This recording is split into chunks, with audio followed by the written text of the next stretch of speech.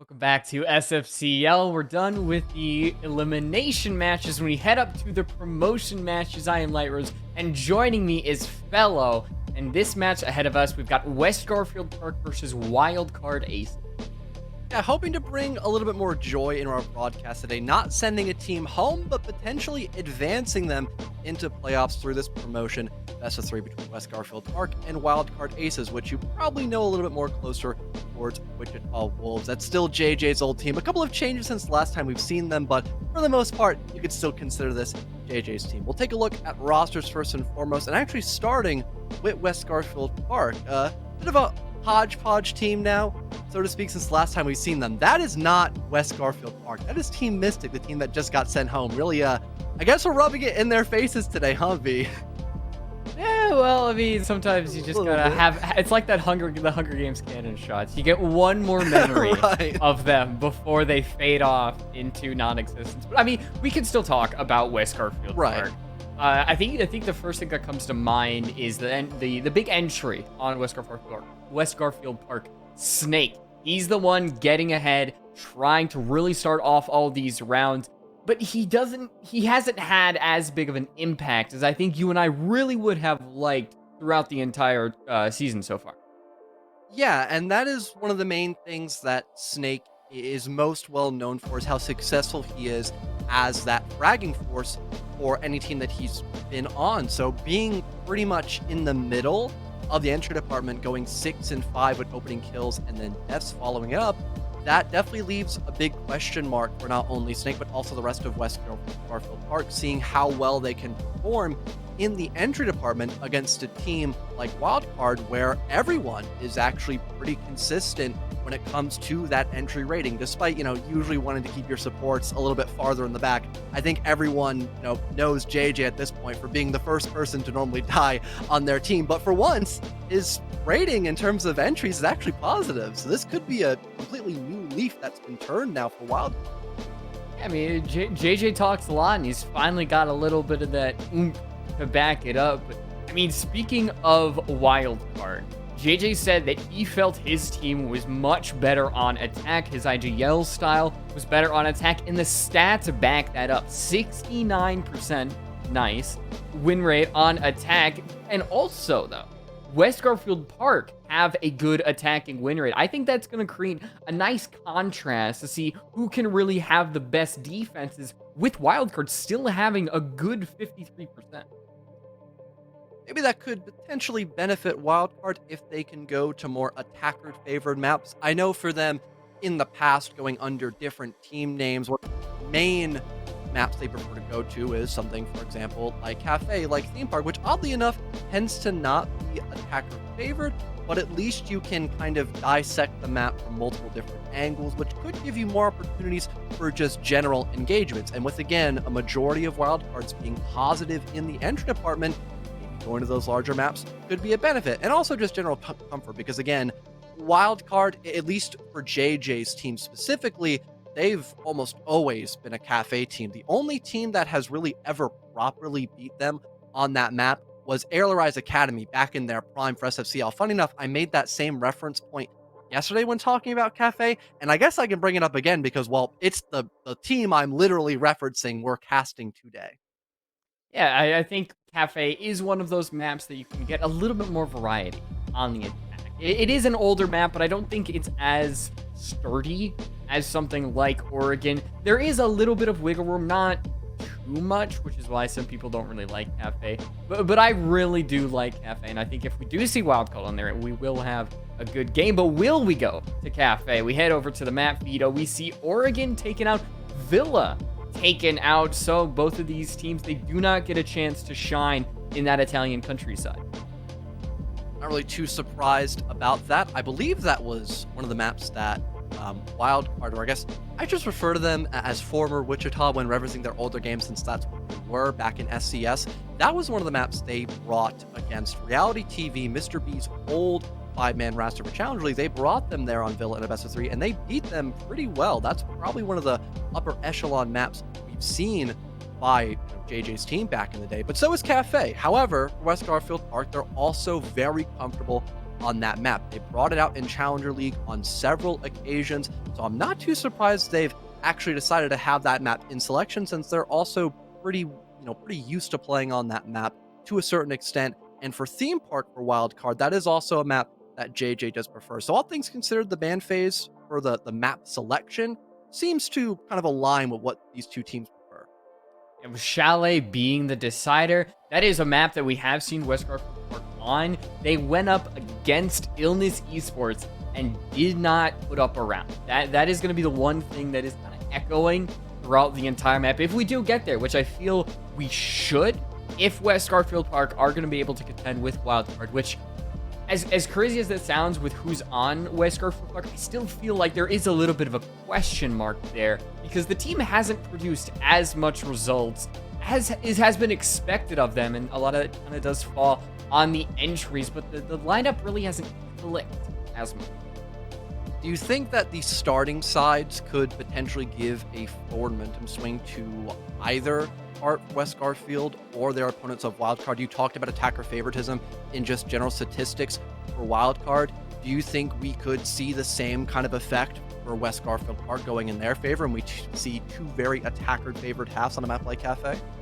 If West Garfield Park can jump out on Cafe, take a 4-2 against this team, I do like their odds. I think there is a potential that they could go 5-1. They just need to really get a good stranglehold on this team, make them not feel comfortable, because that is one thing you cannot do against Wildcard, against a team like this, is make them feel in their element, feel good, because then they really start to make the map their own. They start to flex their own play style upon you, and you just cannot have that in a game of this caliber, because if you lose tonight, you will go down to 2-2 play a decider to see if you go up all the way to playoffs or you get eliminated from SFCL Season 6, and no one wants to be in that little decision making.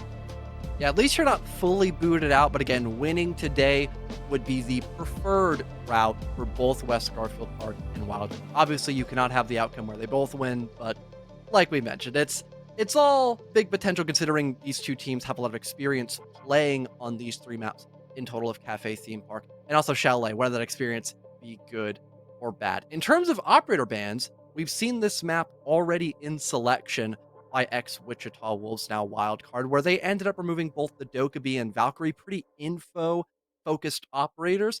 I wouldn't be too shocked if we see that again, but I'm also interested in seeing what their opponents might opt to ban as well, maybe having that Azami removed, getting rid of a load of utility that you can have for some of those top 4 extensions. I mean, Pixel is like a perfect example of that. Maybe also seeing something like a Ying, because I know for a fact JJ, he loves bringing out Ying, and she's pretty good in general for the current meta. She's been banned pretty religiously in almost every single region and every single tier of play for R6 currently. Yeah, she is the #1 banned operator on the attack in SFL. I think it's I want to check. Yeah. It is by a decent margin. Next up is Nook and then Dokkaebi. So you're always going to kind of see those 3 in rotation. Same with seeing Valkyrie Solus or Valkyrie Azami, because Valkyrie has a very high chance of getting banned. And I think we should see her get banned on a map like Cafe and on our second map, Theme Park, as well, when you really can sneak some of those cameras in some good spots, get some really good information, because Theme Park, you have these really powerful choke points that you need to take as the defense, and you need to hold on to it. But with Cafe coming up, you get West Garfield Park on the attack, and I said that there is a potential they go 5-1. It's a small chance, but I think it is still there. It's all about getting the jump on this team. Maybe not the full 5-1 half. That would be a pretty tall task to climb up from, but something like a 4-2 split, that has been a little more common nowadays, which is a bit surprising, especially since I saw Theme Park, yesterday, between it was both Mystic and Red Right Hand, where both teams just could not win a defensive round to save their life. We were referencing that a little bit earlier today, but I'm not too sure if we're going to see that same kind of prowess here going into Cafe, but maybe I'm wrong. That could be potentially the option, considering how well West Garfield Park and Wildcard know this map, but again, that could also come down to just general play style and also the operator bans they opt to go for to help enable some of those play styles as well. All right, last time before we hop in, West Garfield Park Wildcard. Who you got? I'd probably have to go with Wildcard. They just on paper they look a little more consistent, and obviously I haven't had as much time in the world to be inside of SFCL and watch every single game. So Yeah, it seems like Mr. BR6. yeah, hopefully the stats are not lying to me. I have to agree with you as well. I have seen Wildcard. I've seen West Garfield Park. I've had the ability to cast some of the games, and Wildcard just look like the better team on paper and in the game as well. I just think their confidence oozes out from the screen, and you feel it from them. You feel like everything is just gonna go their way, and the way they play just emulates that. We get through a couple of those attacker bans. There is no there is no Ying, there is no Dekebi ban. Instead, Wildcard, they go for the Nook. West Garfield Park end up going for the Flores, which, I mean, on Cafe makes sense somewhat, but I feel like Flores doesn't get too much potential play on a map like Cafe compared to the other maps. I mean, you do have that potential to use him to break common spots to get a utility, like the shields you tend to see over by Pixel, or just any general top floor extension done by the defense. And also castle barricades from time to time as well. Maybe you don't have something ranged like frag grenades. You want to save those for working a kill via vertical, or you don't have an Ash on the board. Having a Rotero drone instead that could be deployed in the building to break those longer deployed castle barricades could be a good idea, but now that's no longer going to be on the board for either West Garfield Park or Wildcard for map number 1. But the same thing applies for some of those info ops you mentioned quite well.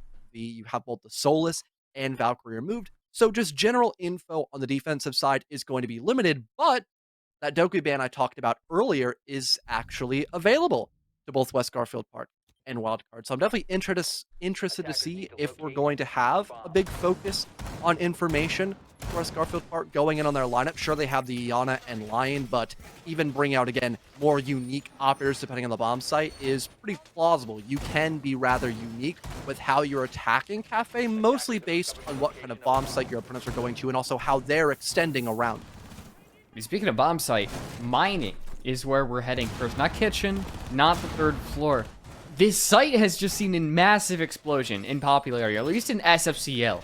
I cannot, for the life of me, figure out why. I mean, maybe it's the fact that Mira seems to get banned a lot less. You can hold down, train a little bit more. You still have to hold the top floor as well. But it feels like reading would still be the better site overall. Have you seen anything that would kind of influence why this site has exploded? I would suppose just, well, that's unlucky by Riot. Ow. Hopping out with the Azami, that just maybe 2 Kiba barriers deployed max, and you're already dead. That is a really unfortunate loss, as Eddie is going to pick up that opening gunfight. I would imagine it could be because of how well known it is to attack Bar and Cocktail nowadays, because it's been picked so many different times, and a lot of teams nowadays kind of I guess capitalize on how well you can use those window repels. Sure, West Garfield Park, we're not actively playing off of the window, repel by Heaven or Cocktail, but they got 2 kills off of it, one of them being on a Riot and the other onto JJ. So in under a minute, it's a 5-on-3 for West Garfield Park, and that's going to limit the amount of defenders that can be playing on this top floor without having to fall off. That's a triple kill for Eddie, and we only now have hit the 2-minute mark. He is having a hell of a performance in round number 1 against Wildcard. Definitely helps when Wildcard just peek you. A good throw by Bino does explode by a logic, but it's making a very small dent in the lead that West Garfield Park has. Bry actually goes undetected, or at least he thinks he goes undetected in that corner. With Eddie watching the laundry rotate, I think Bry may have deceived himself with that. But West Garfield Park, they have so much time to work with. Rice can just break out this floor. There's still 4 frag grenades that the attack can use, and now you don't have any utility that can really be deployed to help you out in this situation. It's going to take a lot from West Garfield Park to really fumble this round. It's got to take Bry to have all of his Razor Blooms kill 1 person individually. That's basically the win condition now for Wildcard. Like you mentioned, very limited on utility, limited on guns they can use in this final minute, and that has been diminished to about halfway. Snake, a nice shot on Bino. It's going to connect, and that leaves only Bry in a 1v4. He's also playing off of the bomb site, and West Garfield Park, they've got his number. That's a quad kill for Eddie. in round number 1, and it seems like they've got a pretty good read as to how Wildcard was preferring to play, at least in that round, in terms of aggression. I mean, that's probably the best way you want to start a map. Really putting your thumb onto the opponent, not letting them get anything. I mean, the only kill that we saw from Wildcard was when a C4 was thrown over and a player was not even seen.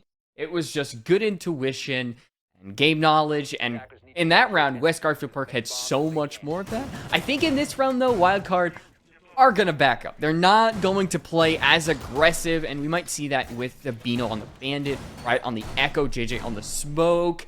A more concerted effort to hold down the site might help them in this scenario, but if you keep Bry off the site, still have the roam presence that a team like Wildcard is known for, you can at least distract a team long enough so that your anchors can really do their job, because it felt like in the last round, Wildcard just left them out to dry.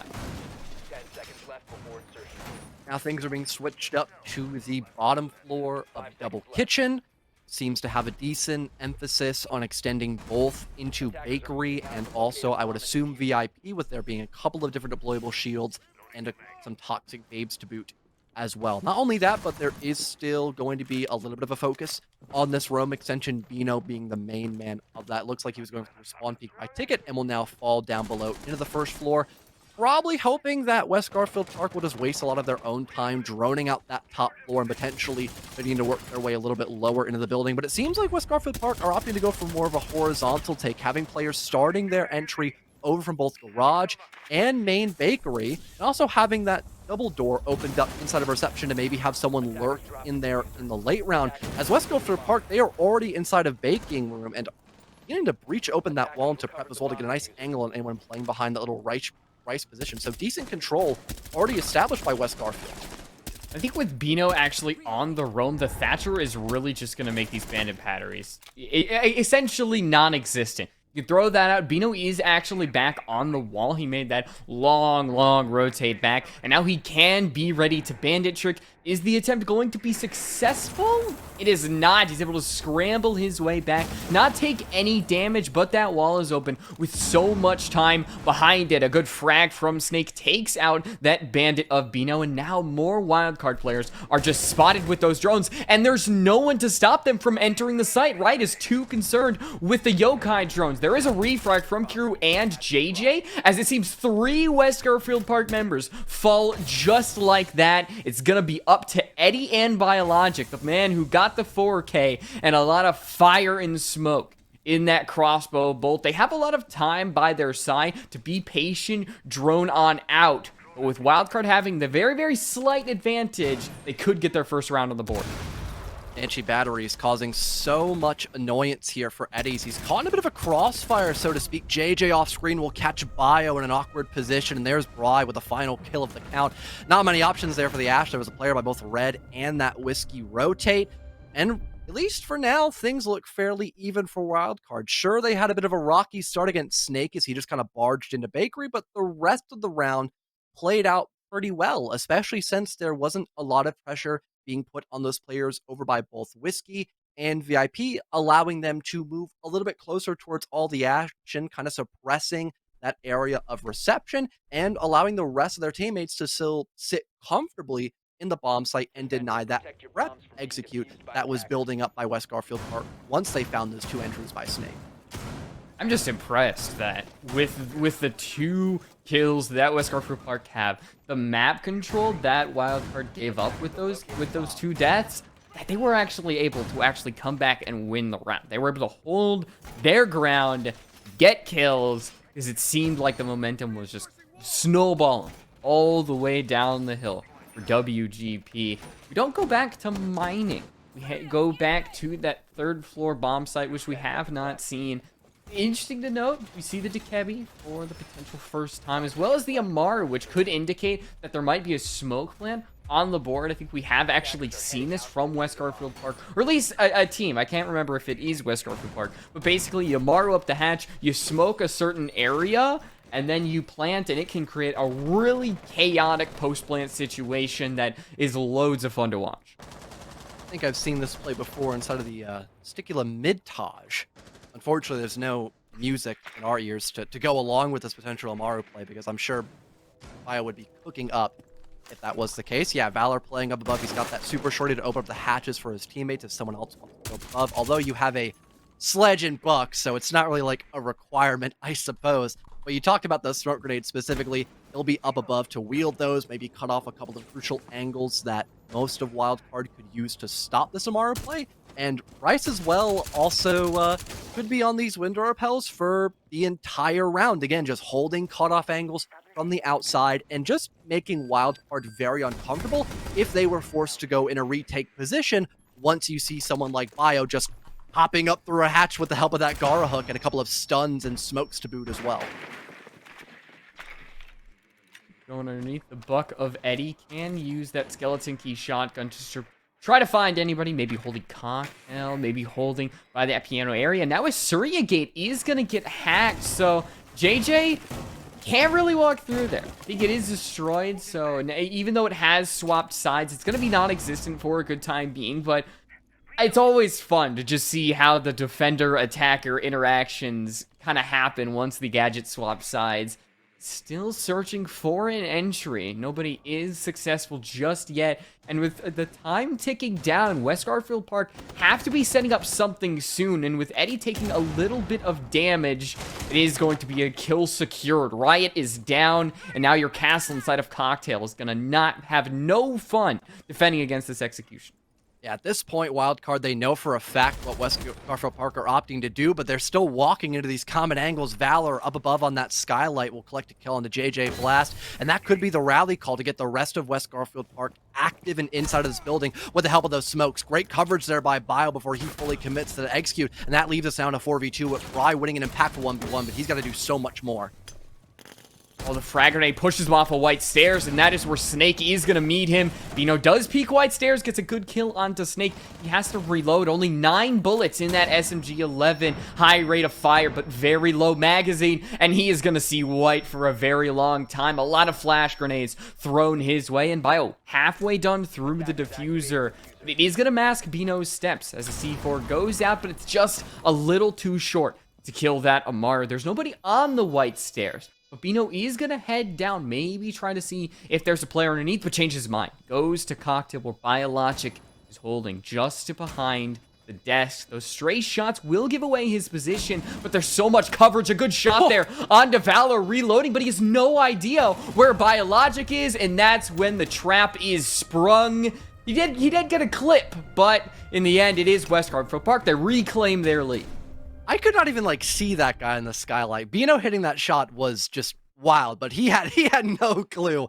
Bio was still in sight, probably expecting him to be elsewhere in that round. But for Wildcard, just getting a little too aggressive in the early round kind of punished them a bit against West Garfield Park, that were playing that round very passively again. Just holding angles above on the skylight, playing window repels, waiting for Wildcard to make the first move and walk into the action that was being built up by the offensive side. I think the only excusable death there really was Riot dying to a grenade, because he didn't have a lot of safe places to position himself, playing over by C1 with all of the flooring being opened up with that skeleton key and there being info by West Garfield Park. There's a guy there, so that's the opening gunfight. But in the same breath, Wildcard now feel a little bit stretched, it seems, to either reposition to better counter that Cocktail execute, since there was no pressure by both Piano and Red, not even the new hatch drop as well. So seeing them rotate across the map made a little bit of sense, but just overextending into that was their biggest issue, instead of just playing for the timer, since West Garfield Park were so low on seconds, just waiting outside. Another thing is you and I talked about before the game how big the entries were, how Wildcard was a lot more consistent, and West Garfield Park really only had Snake. So far in this game, all 3 entries have gone to West Garfield Park.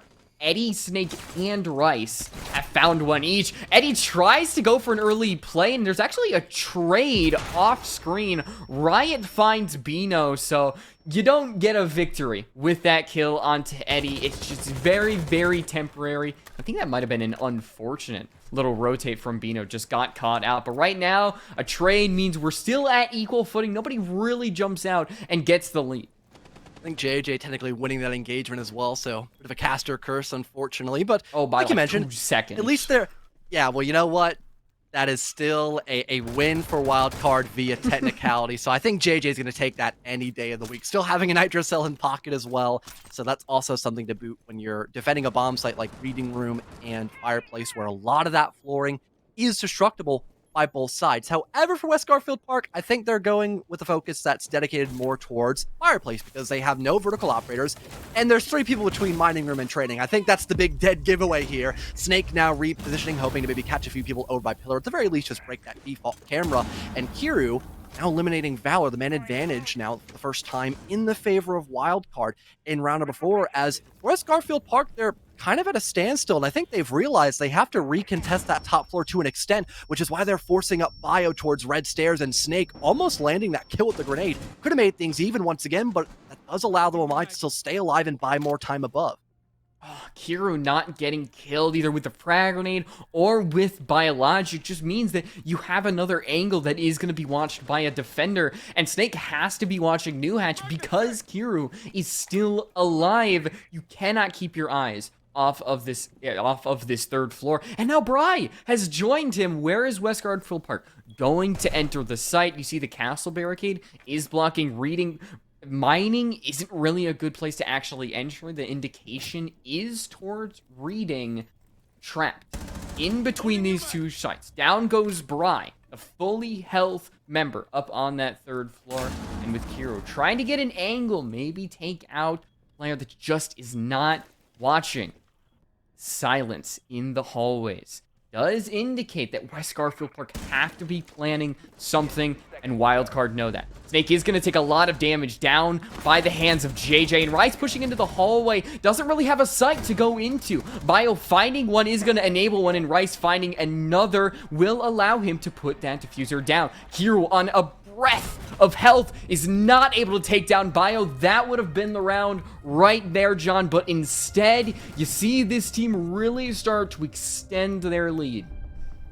Hell of a round by Rice as well, being that space maker that West Garfield Park desperately needed to make sure things would not be tied up once again in this first half, and kind of realizing that they cannot try to execute into Fireplace, especially after Snake died. There are just so many avenues that Wildcard can use to stop a plant from going down that bomb site. They could play above, try to stop you when you're working your way into Train Room to get into the bomb site properly. You can drop the hatch from Train Room.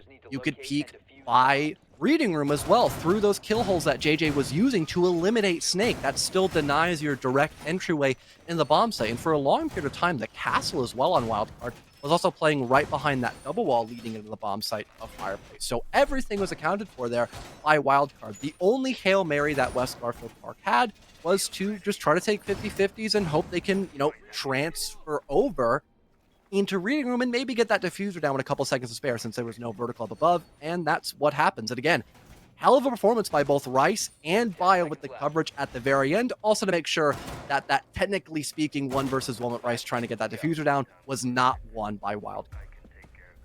It would have had to be a very impressive kill by Kiro to take out Biologic. It would have had to be basically an instant headshot for Wildcard to win the round. But so far, the defense is playing a little bit static. They've gone to every single site on this map, now going back to Kitchen, the only site that they had previously won, but it still wasn't a very confident round for them. They started off the round with 2 deaths, but were able to draw it back and eventually win it out, and they need to get something better here, whether it's get an actual entry without a refrag happening from West Garfield Park, whether it's hold map control while having that man count advantage. Everything is still coming up West Garfield Park. Don't know if the kitchen site is really going to change that, especially with this wall probably getting open.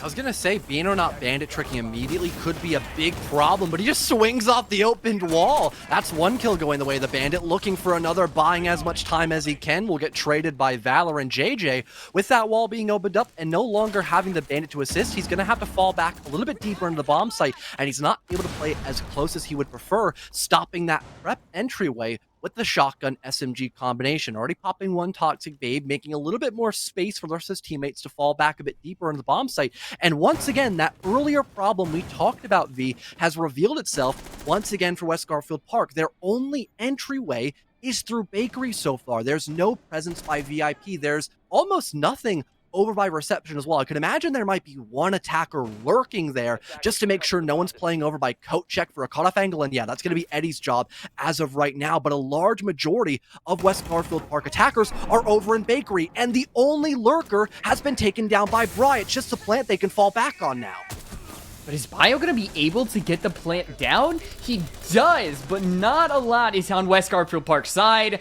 And the sand castle has met the wave. It crumbles just like that. And now Wildcard just has 20 seconds to be goofy. Get a team kill if you want. I don't know, get some tea bags. They get an actual round for what feels like the first time in this entire map. Well, they already have one, so they just add another notch onto the scoreboard, making that 5-1 impossible. But they still have one more round to go if they truly want to even things up.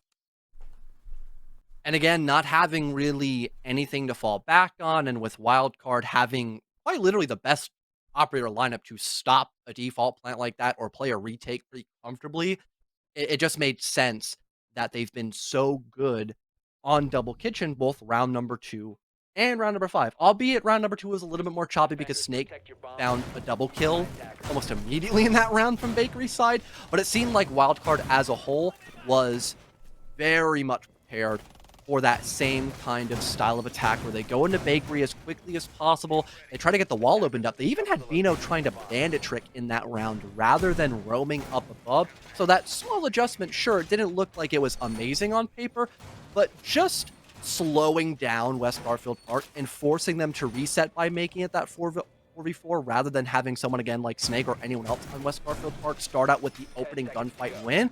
That was a huge boon for Wildcard as a whole. That might have even gave JJ just more time to breathe in that position of smoke, since he did take a lot of damage after Bino had fell away, and eventually that allowed him to get back a little bit deeper in the bomb site to utilize those Toxic Babes. So for Wildcard, just, I guess, being able to look in one direction and bring out all the right tools for the job, I mean, that's going to keep them at only a 1-round disadvantage rather than several against West Garfield Park. But that has been the only site they've looked really better on against West Garfield Park so far. So this round is going to be very impactful for them to kind of tailor the way the rest of this matchup plays out. Gotten 2 entries in a row. Both have been refragged within a very short time period, but it is still an entry nonetheless. It's not Riot getting taken out with a frag grenade and Wildcard have to play 4v5 for about a minute. It is something. Whether it is Rice, down, Eddie, gone, who has, ever since he got that 4K in that first round, has not picked up a kill so far, as JJ pushing into the red hull, barely misses the player, hanging just outside of the window and hanging just on red stairs. The big entries have happened in the medium to late round, kind of contrary to what you and I have expected. It feels like a lot of these teams do want to play a little bit more forward, especially Wildcard. But I think ever since that first round, they've tended to hang back, and that has benefited them somewhat.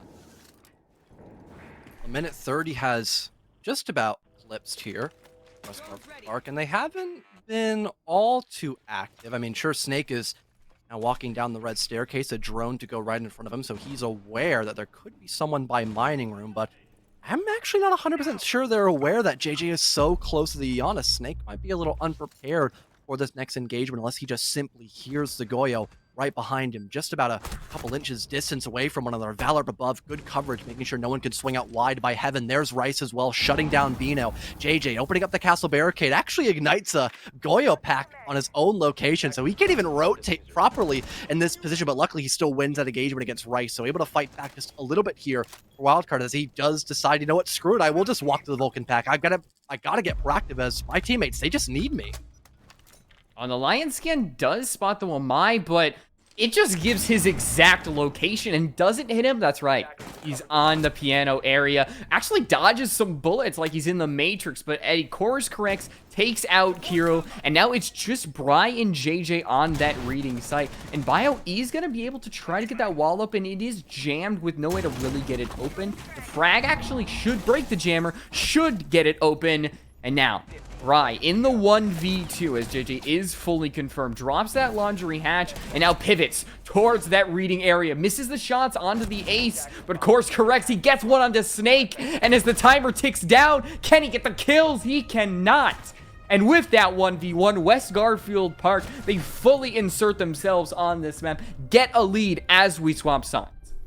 And I wouldn't say it's just overall passivity by West Garfield Park, but they're not taking a lot of serious risk when going for these gunfights. You've got Valor holding a relatively speaking passive angle across the map, waiting for someone to peek out by Heaven, and he wins that gunfight. And on top of that, you've got several different attackers over towards by Mining Room, and one of those attackers who isn't even over there, he's droning for Snake, so he's not completely walking in blind to one of those impactful points of the map, like Mining Room, to redirect you into train and then maybe go for that same fireplace plant that West Garfield Park have been attempting several times, but somehow it always readverts their focus back to Reading Room to end up having them win the round on that first floor bomb site. And speaking of both Reading Room and Mining Room, we're going to have West Garfield Park up to go to one of those two bomb sites almost immediately, and something we haven't had the luxury of talking about just yet, V, because they haven't been picked whatsoever by West Garfield Park on their attacks, is the Ying. I'm really hoping that Wildcard, don't have any more time to go for an attacker repick, and they'll stick onto her. That will be the case.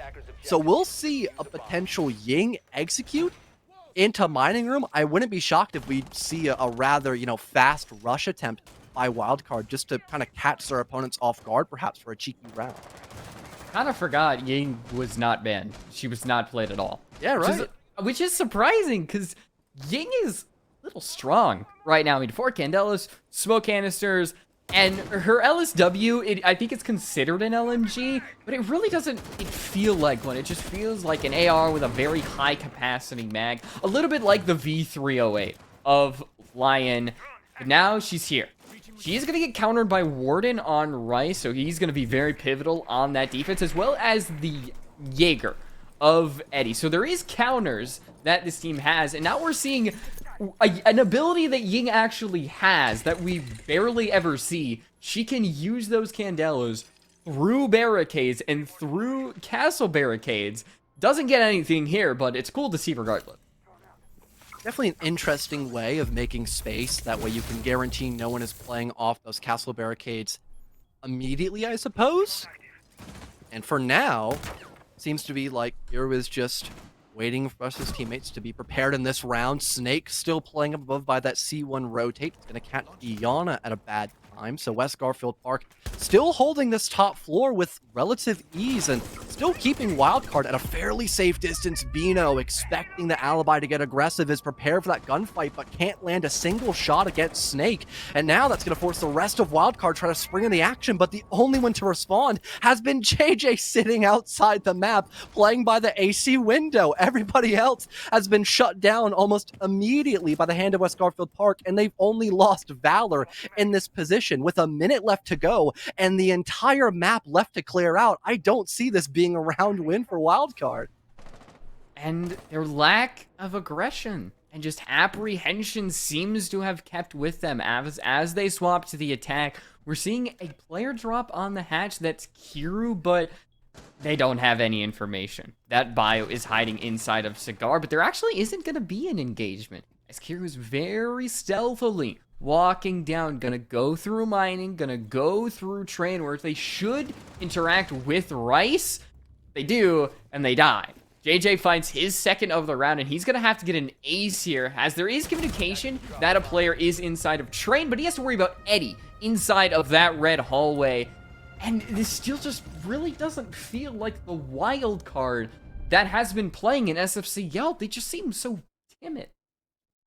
Seem a little isolated too at points, despite their, being a Ying, playing by, the cocktail window repel, despite having JJ playing over by AC, and on top of that, having Bry across the map starting to put pressure over by cocktail. You'd think there'd be a little more assistance to have Bry kind of close that gap between where he is right now and where the alibi's playing at. You think there'd be a little more assistance by his teammates to do exactly that, but that wasn't the case. It was just the sole survivor scenario there by Bry, as if he was the only one left alive, and Snake just fried him.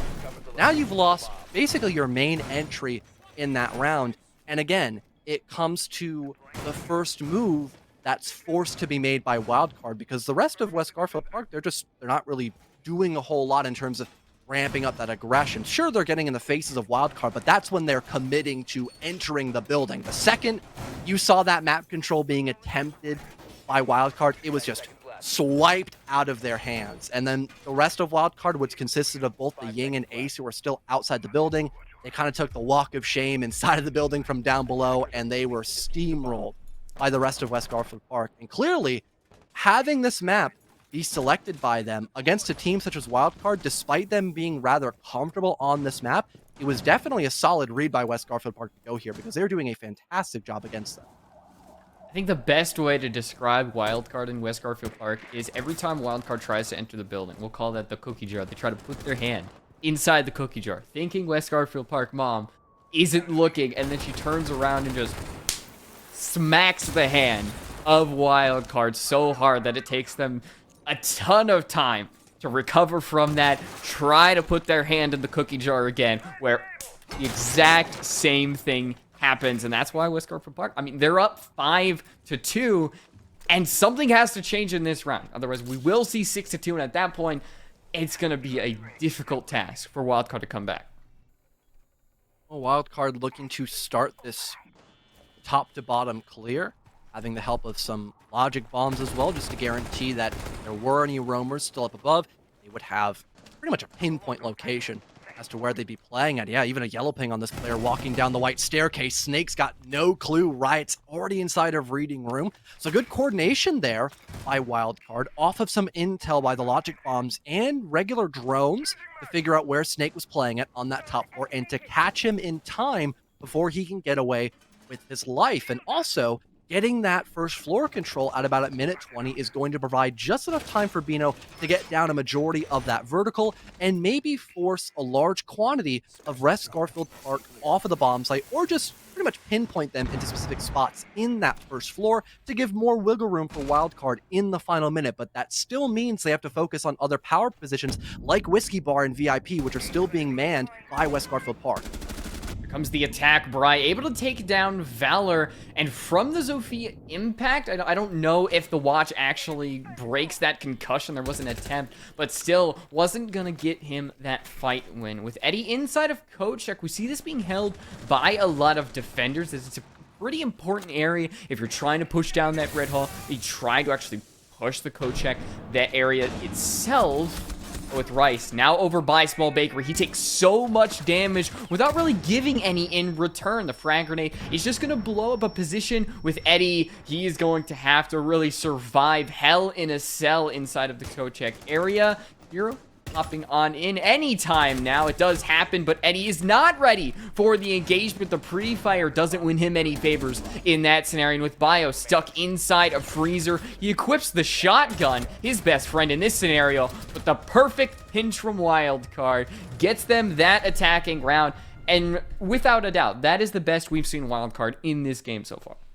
Absolutely. I mean, again, they were using their primary utility to properly clear out West Garfield Park. They pinpointed the one main roamer of that round, that was Snake, and they were able to adjust pretty well against him. He sent up a few tackers up above, having some drones to figure out where he is, a logic bomb to follow after once those drones are destroyed, forcing him to kind of retreat from that top floor, and that's where Riot steps in to win that first entry engagement, which I believe has been the first time now for Riot to not be the opening death in some of those first gunfights in map number 1. So not only do you keep Riot alive, who has been playing rather impactful roles so far in this competition for Wildcard, not only do you keep that, but you also have the man advantage, and again, opportunities to work for vertical and still have time to refocus your attention back on that first floor, which you had someone coming in from that reception double door. You had multiple people pushing in through VIP because Wildcard understood how important it is to clear out VIP if they want to try to execute into kitchen and get that plant down behind the bomb chassis. Really good process of elimination there by Wildcard to at least show that they're going to go down with a little bit of a fight rather than no fight left in them on map 1. Yeah, and talking about Riot, the entry, so that is the first time that he's gotten an entry kill. He's 1 in 3 so far in this game. I think before this, he was 6-0 on entries. So this kind of shows you how much of an off game he seems to be having, or how good West Garfield Park are doing at shutting this player down, who's been such an enabler for Wildcard. But I think even though Riot may not be having a good game, JJ, he's starting to really pick up steam in a lot of these zones. Bry as well has gotten a lot of kills to his name. That's the thing with Wildcard. Even though potentially one of their big players may not be having the best of maps, they have some teammates to take his place, make sure that that gunfight hole left by the player isn't as big as it really seems. A little bit of utility burn over from that stage window. Snake just spotted out that player for a brief second, but couldn't react in time to land a shot, especially with it being so far away. So nothing to find just yet for West Garfield Park, but at least a little bit of a presence being built up here for Wildcard, as now Bry will officially enter the building from that red hatch. Once again, expecting a bit of a presence over by the cocktail bar, as there has been someone there almost every single time we've seen an extension done by West Garfield Park, but he's not going to immediately jump the gun. Instead, he'll work his way across the map by pixel, maybe to set up down this white hallway just to catch some defenders off guard. But no, Eddie is fully prepared for that engagement, smokes Bry, and across the map, Snake will win that first engagement against Kiro as well, and Wildcard off to a really rocky start. But finally, there's a resurgence by them as Bino will cut down Snake, but there's still that player in heaven to be concerned about in this final minute. You have to take that minute to take out the player, but Riot looks away, and that could have been a big one, as Rice is still allowed to stay in this cocktail area. And even though Riot tries to find solace, maybe getting a couple pre-fires, the Maestro actually does peek, but Riot still can't seem to win that gunfight. And now with no top floor control, 4 players on the enemy team, Bino is going to push out into that bar area, but Rice is ready with that fully loaded LMG, and now map point has been reached with Wildcard having to come up with some sort of solution to fill that large gap in between them and West Garfield Park. I was going to say for West Garfield Park, either bar and cocktail or mining room will probably be on the docket for them. I'm a little bit surprised that they're opting to go for bar and cocktail, but it will be a site they haven't brought up at all that can maybe throw in a bit of confusion here for Wildcard. And also the lineup that West Garfield Park can bring is pretty damn good for this top floor. You've got a Mira in place, so you can hold these really long angles from all the way in the back of cocktail looking into piano, which is such a powerhouse position to have for either side of the defense. Not only that, but having both, castle barricades and also Surya gates to combine them together can allow for players instead of Humidor to sit there almost the entire round, unless your opponents bring a little bit of range soft, which it seems like Wildcard are opting to do that with JJ on the Habana. So being able to have all those different, quantities of Kairos pellets are going to be really helpful, not only for those castle barricades, but also maybe to help deal with the mirror windows, which might not have any utility based around them entirely, like those Surya gates, which could be hard countered by the Habana pellets, or the Surya gates could hard counter the Habana pellets, my mistake. But at least they have a mute jammer behind the mirror window, so it won't be completely free for Wildcard to open up that position. Yeah, I mean, there's a Thatcher. You can bring Thatcher, and that's not something that Wildcard are choosing to do. I mean, we saw West Garfield Park do it, I think, on all of the bakery attacks, which they lost, but, you know, it was still something they brought to fully bypass all the wall denial. And I think with Thatcher, you bring a lot of utility, the ability to completely negate all the mute jammers. You could do that with some ADSs as well, which could be pretty important for trying to root out the Mira, but clearly, Wildcard, they've got other options, and I think that might involve a lot of frag grenades and a lot of killing potential with Bino on the Ash. Wildcard getting ready to try to open up this ticket wall, maybe forcing back anyone if they were playing all too aggressive, but also giving another avenue so they could try to avoid as much damage by Humidor as they can. A cheeky nade tossed through the drone hole, catches Snake.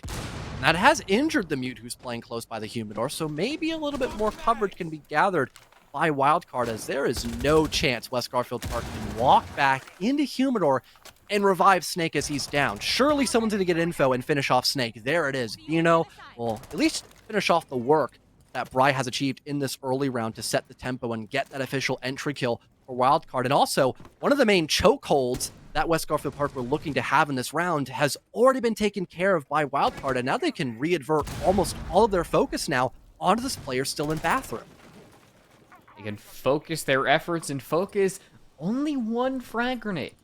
That is the thing. They were able to get Snake, but they weren't able to get a pretty big choke point. Like that, you're going to see a couple of flash grenades just thrown, maybe bait out some ADSs, destroy the Surya gate, as the time is starting to tick down.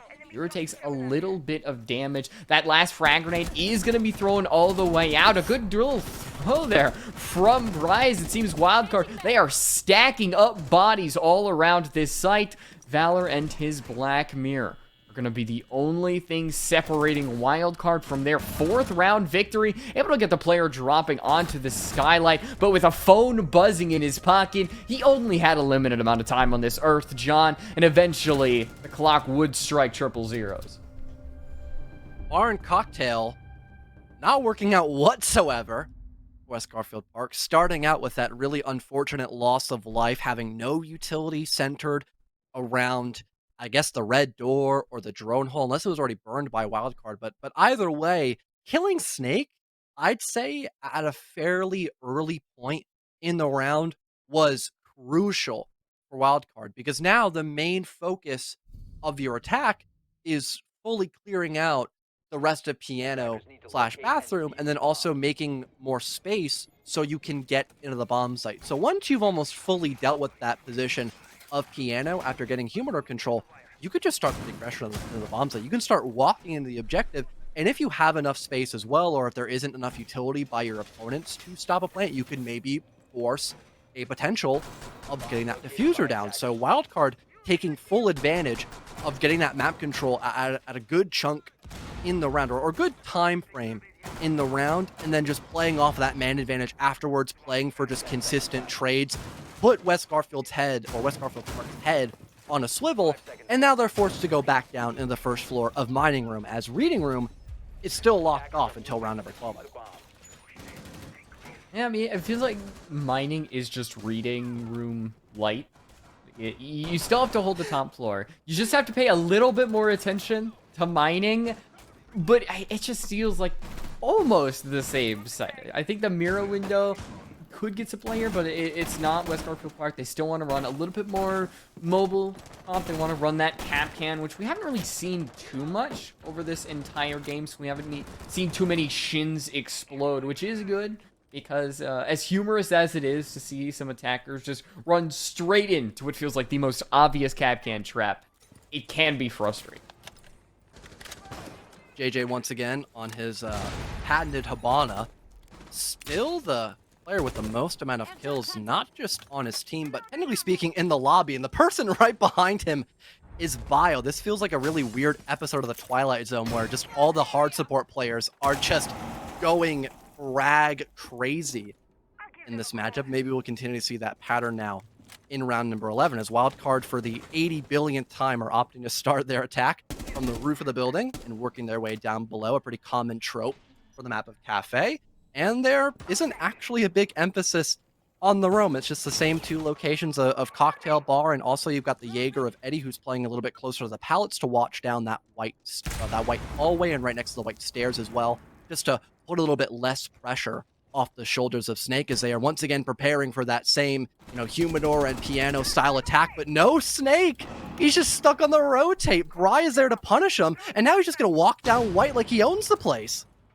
All right, now with that information with the drone that's just going to sail on through the window, he might own the place because there's going to be nobody stopping him from walking down. Bio has been on those stairs for what feels like ages at this point, waiting for the perfect opportunity, but Bry has been there as well. There's always been a player watching the stairs, preparing for the flank that is brewing, bubbling around the corner. And West Garfield Park, they have to focus their efforts somewhere else. You can see some of these players actually pulling off of the potential flank, going back to the site, trying to provide something, but Bry can't hit the shots onto Eddie, who can reload, hold down those white stairs, and now that's an area that Wildcard really have to stay away from unless they do want to risk another death, which they cannot take at this point. Eddie has dropped all the way down to the first floor, but he's still able to claim Riot while he's running all the way down. Hero is inside of the red hallway, right in the West Garfield Park 10, and Eddie strikes again!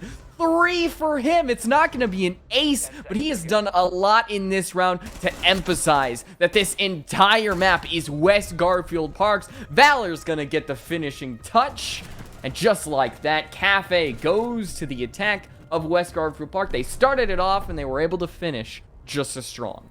And I was going to make a point as to how effective the entries have been, especially for Wildcard. Killing Snake off the rip almost gave them another fighting chance to bring things to overtime on Cafe against West Garfield Park, but Eddie snatches their chance right out of their hands as they were making it look a little bit closer here in map number 1, finding that impactful triple kill to completely flip the script and still let West Garfield Park take their map choice with a solid chip on their shoulders, closing it out 7-4.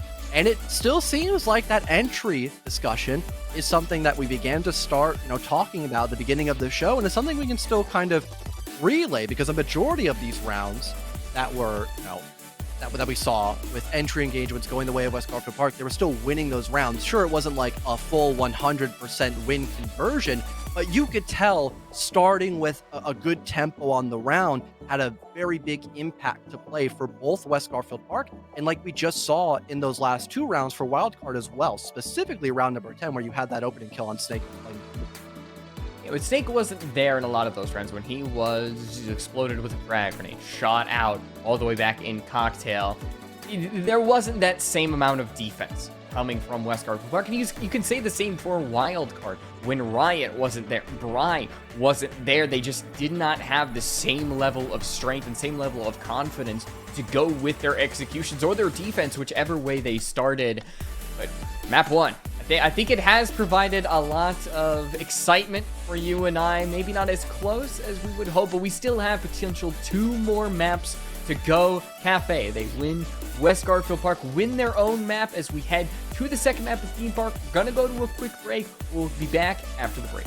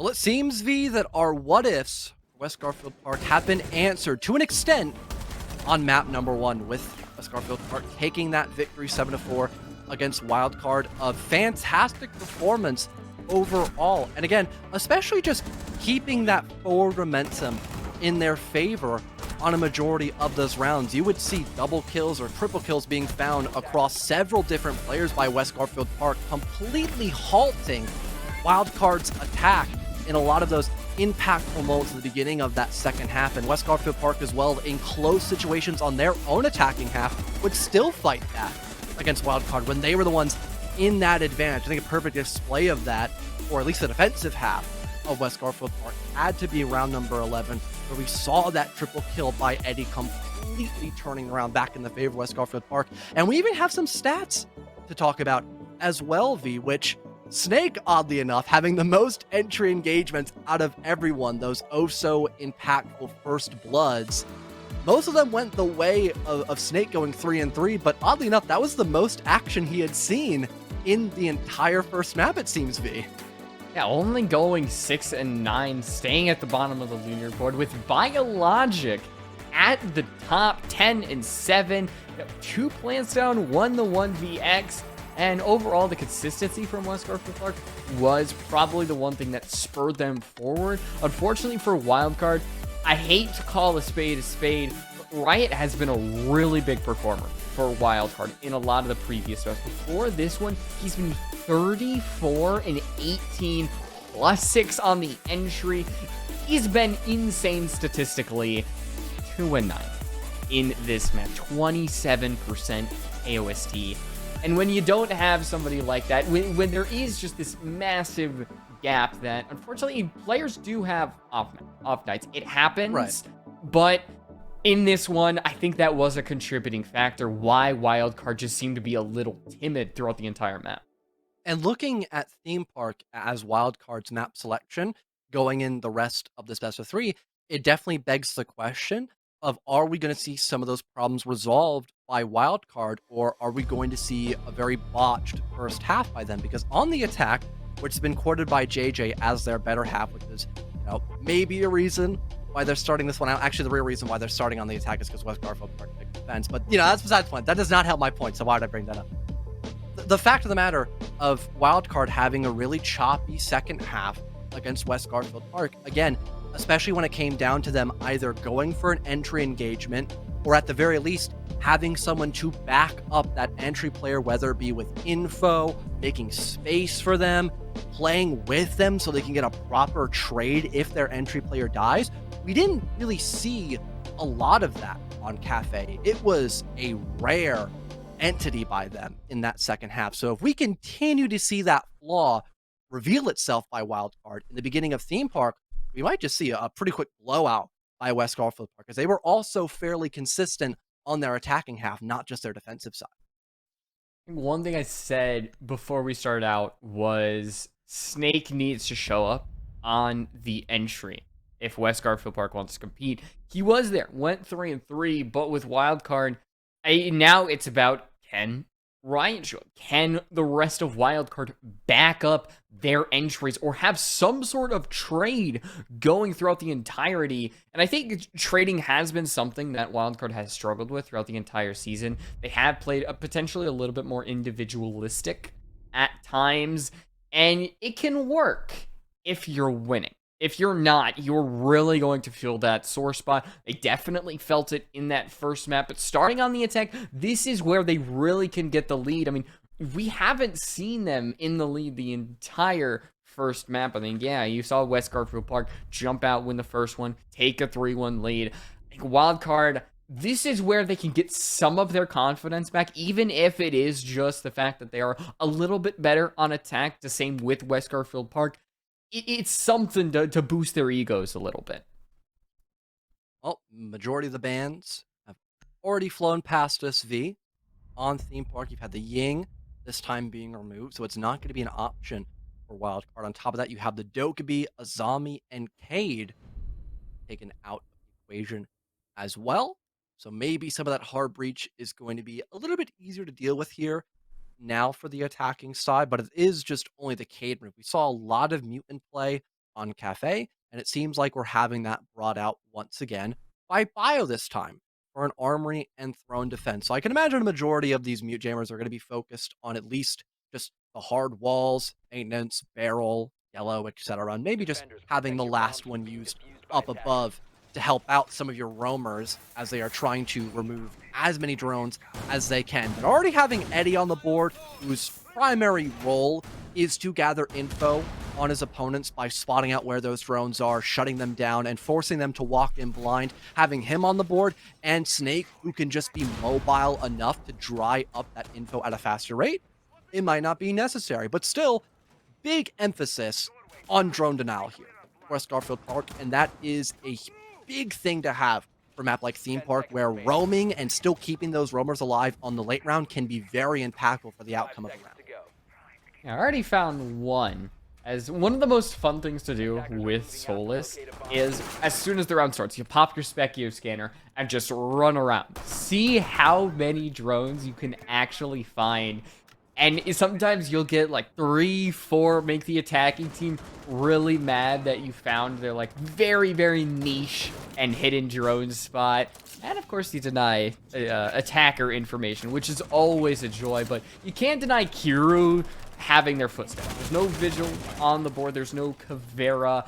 So you are always going to have somebody be tracking your footprints along with those Lion scans, but you're also going to have Ryan as the IQ hunting down this Solus, but the Solus can hunt down an IQ. It's a little bit of a 1-for-1 there.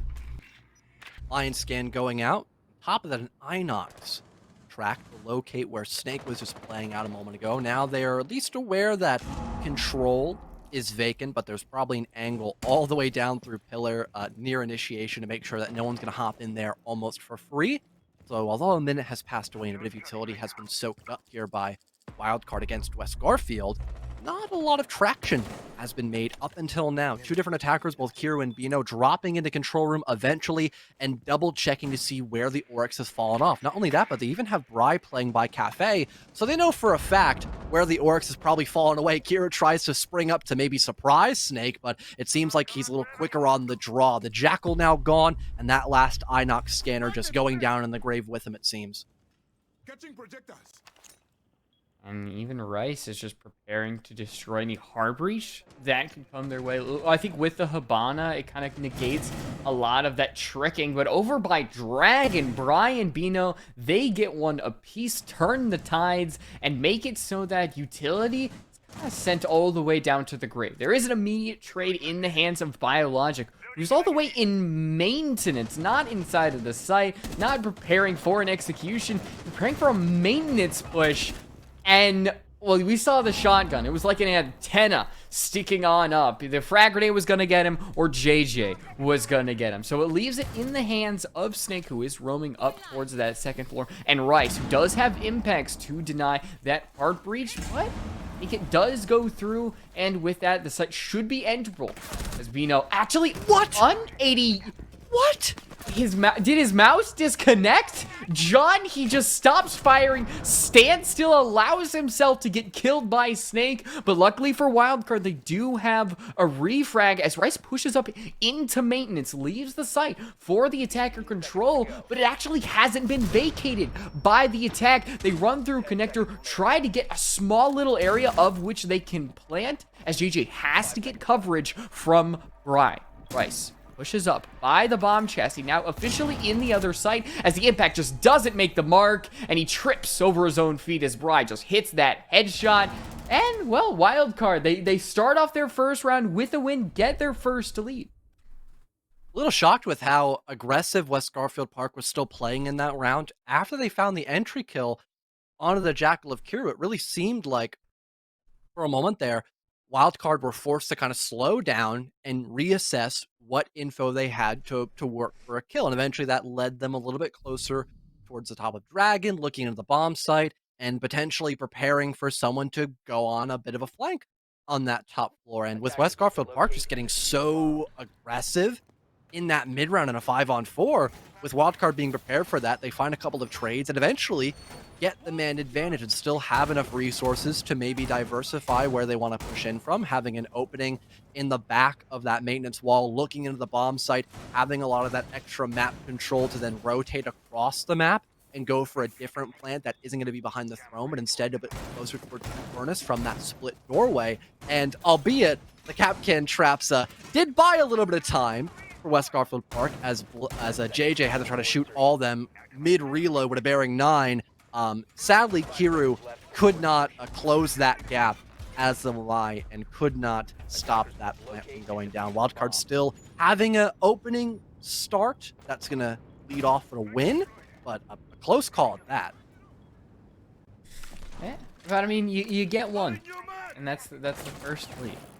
With Brian still not getting one. Brian getting 3 in that round was pretty big, especially with how much of a tear Snake seemed to be going on.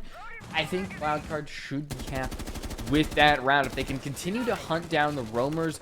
This time losing a little bit less of Kiru, a little bit less of your teammates overall. You should consider the entire round a success, but it always just hinges on whether or not they can truly catch Snake, who's just as slippery as his namesake says he is.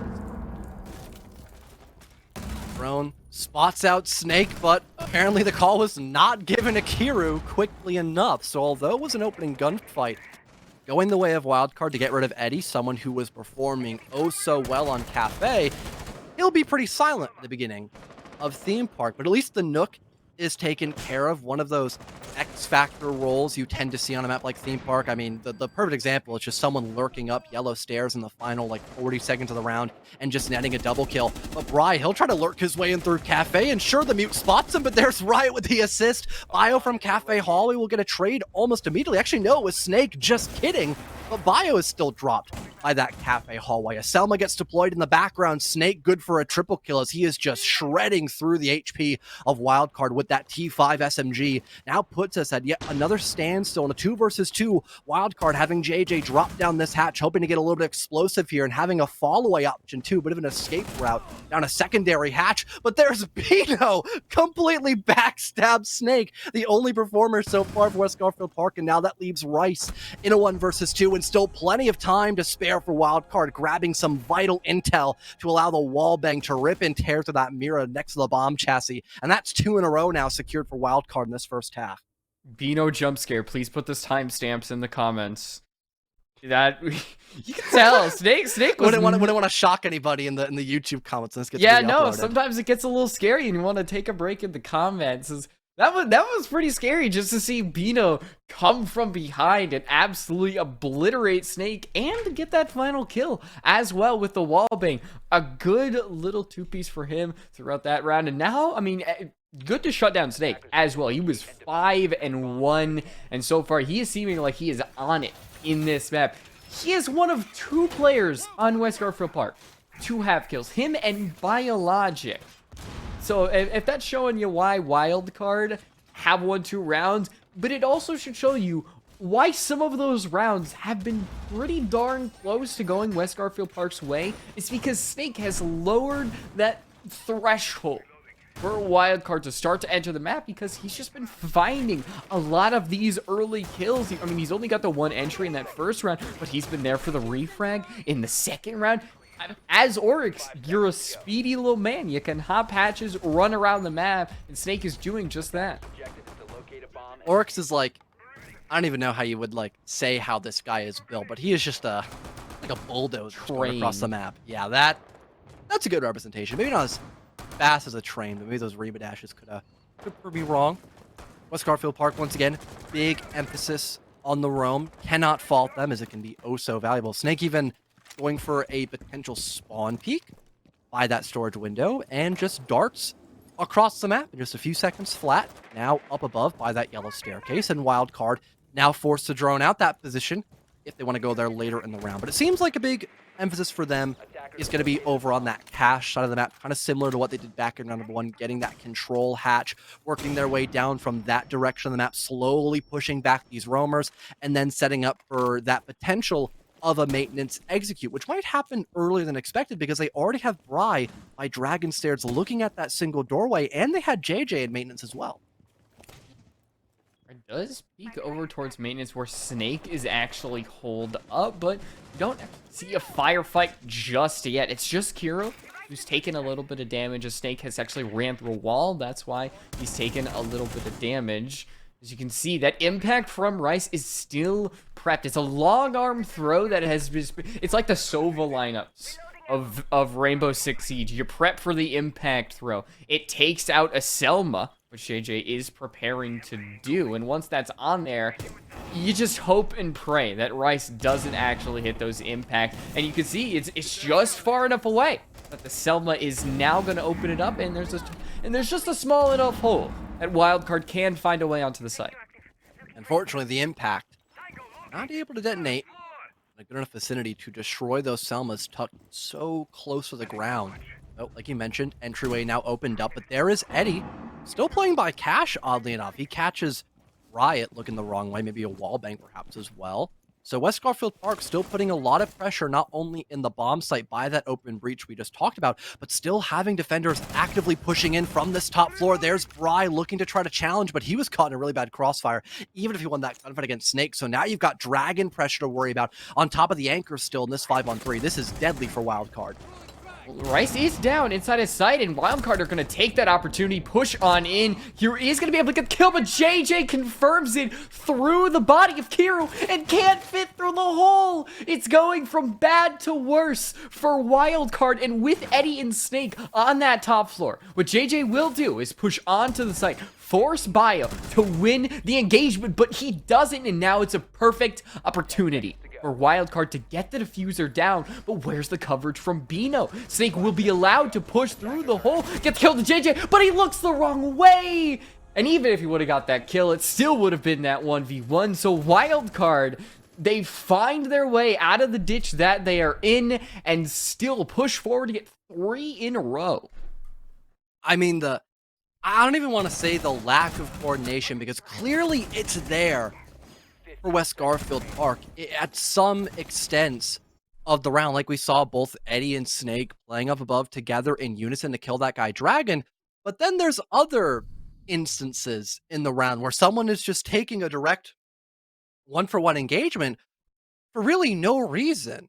If you're the attacking team and you're trying to plant that diffuser without even rotating over to yellow yet, your only real option is to just go through that breach that we saw JJ try to go through until he just got like fat shamed by it, which really unlucky. But if you're the defense seeing this wall opened up, I mean, all you got to do is just play passive and wait for someone to fully commit into that bomb site. Maybe even hold a crossfire with someone in the back of Armory to have 2 guns on that location. But instead, the Wamai overextends, get shut down, and now Wildcard, they could have had an opportunity to immediately hop into the bomb site. Instead, they had to rotate in through Dragon, but that still worked out eventually. And with a lack of intel in the late round, once West Garfield Park were going on that retake at an even player count, if not a man disadvantage, with Snake eventually hopping in through the breach, it set the round in stone for Wildcard, who, again, despite having a rocky start against West Garfield Park on that throne attack, they still win in the late round just due to West Garfield Park just getting, I guess, a little too confident in that round, it seemed.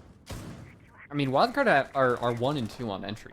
They've only gotten 1, and that was immediately traded out by Snake, who right now feels like he has equipped the largest backpack he can, filled with all 4 members of West Garfield Park, and is trying his darn hardest to slug them all the way to the finish. He's been some of the last players alive for this team.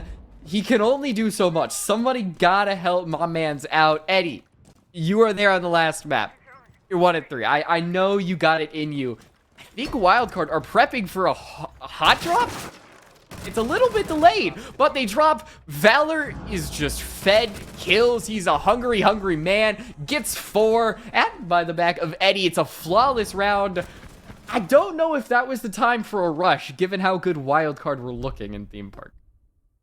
Maybe a little unnecessary, don't get me wrong. And I guess with a lack of pressure put anywhere else on the map, West Garfield Park had figured it out that there was going to be at least a couple of bodies by that hatch going down yellow. I would imagine Valor heard someone like walking over and he's like, okay, they haven't opened it yet.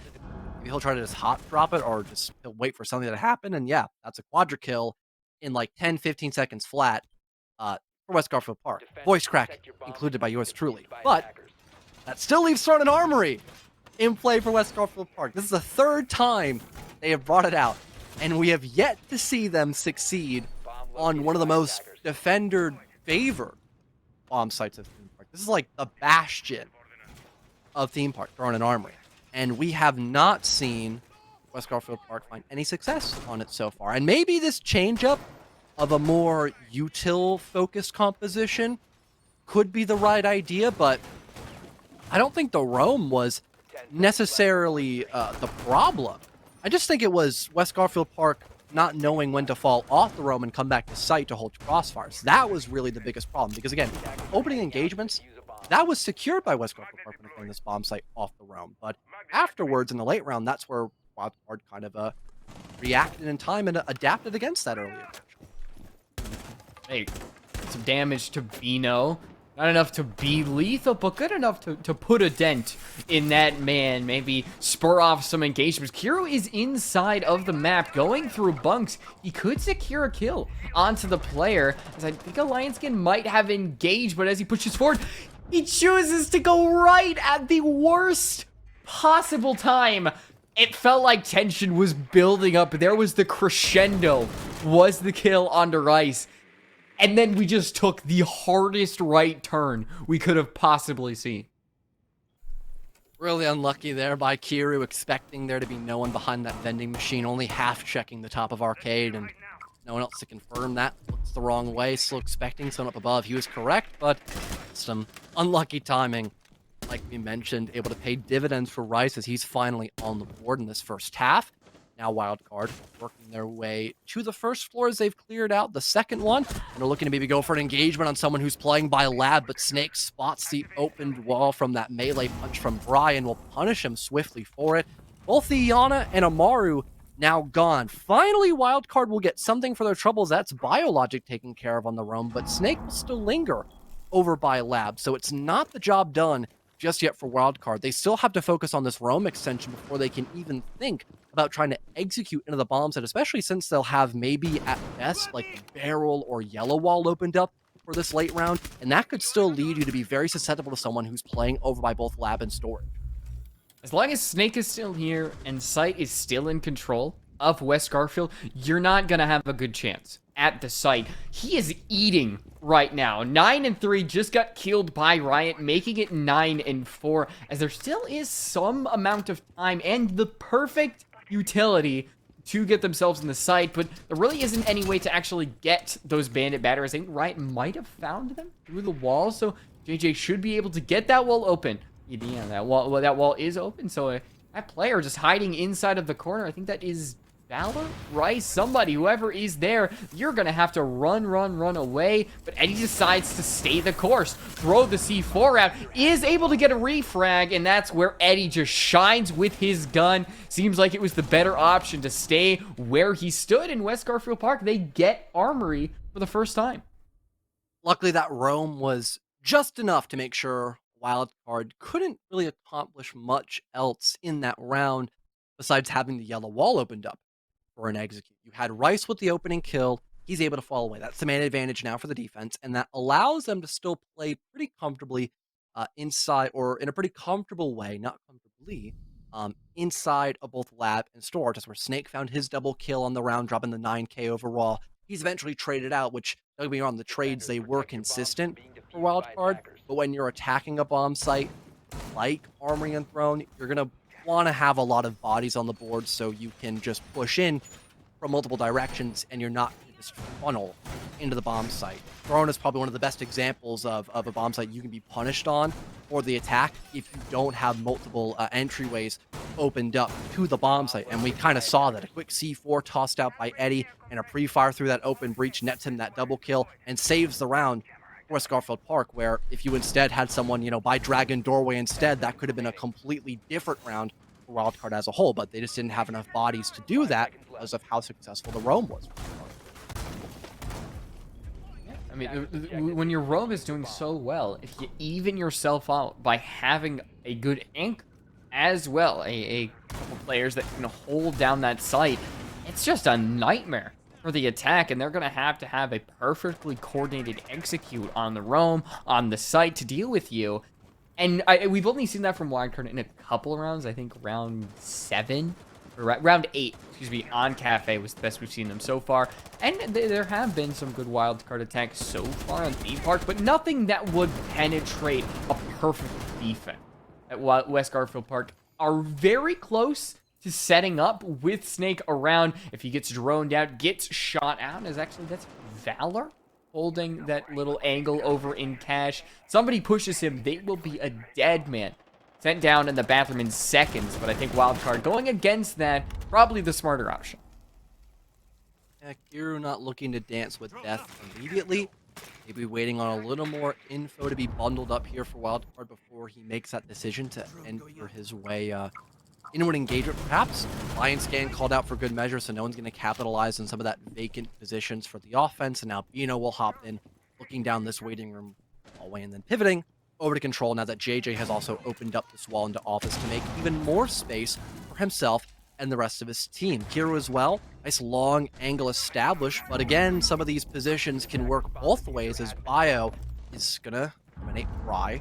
Opening death now going the way of Wildcard for 2 as Valor smokes JJ on that open breach. Riot will eventually respawn onto Bio, so the Jaeger has been removed, but there's still a lot left to be accomplished in this round for Wildcard. They only now have cleared out a good chunk of Cafe, and they've just about finished off this roam extension, but there's still Eddie behind the pillar. Perfect refrag on Akira as he was expecting him there, but didn't have an assistance in time by control to get that confirmation, so Eddie not only gets out with his life, but gets out with a kill. Actually, he's got Rice by his side as well, watching control, and Snake, he's going to push up the yellow stairs. Barely missed the player that just killed Rice, but the more he walks down the yellow stairs, the more he can just see Riot's body just eventually reveal itself, and Bino finds himself staring at a blank mirror, staring at 40 seconds on the clock, that he has to get the 1v2, deals almost lethal damage to Eddie, but looks away, gives Snake yet another kill on his massive arsenal of kills. And now West Garfield Park, they bounce back about as hard as you can, make it a 3-3, and I'm at the point where I am really starting to worry about Wildcard. Without a timeout called as well, we saw the bottom of the barrel by West Garfield Park at the beginning of this first half, and finally they got everything together. They bounced back a little bit, and now things are completely even. Looking into the defensive half of Wildcard, where we saw a lot of over-aggression by them. We didn't see a lot of, crossfires being held by them too. West Garfield able to play off of that pretty well on Cafe, looking to maybe replicate that on Theme Park, as like we mentioned now a couple of times, they've been able to even out that first half. So no overt advantage gained just yet for Wildcard, but at least they've got Throne and Armory to look forward to. They're not going to have to attack it for the fourth time it would have been in a row if we had seen West Garfield Park potentially losing that site again. Now they get to defend it and bring out all these different gadgets and gizmos to potentially stall West Garfield Park out completely if they're not able to have a successful roam clear. As for West Garfield Park, it really looks like they're going to have a substantial emphasis on trying to execute on, or not execute, but clear out this top floor, and then maybe, would they try to execute from split perhaps, having a Rice with Capital? That doesn't seem to be a horrible idea, because you can use those smoke bolts maybe to cover off the split doorway. That'd be a really creative idea, but he's not limited to just that. Yeah, I think it's all going to be about where the magnet's placed by Bino. Are the Goyo canisters popped from JJ? And is Riot still alive and in a good position to counter your diffuser? Because despite the fact that Solus cannot look through smoke, she can still see where the diffuser is being planted, the exact position. And if Riot is upstairs looking down, you can't do anything about that if you're on the attack. So the first order of operations, you see the Nook actually pushing through, I think that was Gong, as the rest of West Garfield Park not prepared for the Riot jump out. I will tell you that. So we talked up the Rice smoke fire on Capital, and that's just all eliminated from the board. Really unfortunate loss of life there for for West Garfield Park. And sure, they get a trade onto someone who did not find that opening kill, but But regardless, again, that's your only hard breach. You still have a plethora of frag grenades, but a majority of them might just be caught by magnets. You're not going to find any kill onto somebody, but they could potentially break some Vulcan packs to buy a little bit more time for us Garfield Park when looking to execute. But now the options of an execute consist of solely Dragon Room and Split. So they're going to have to play directly into this utility dump.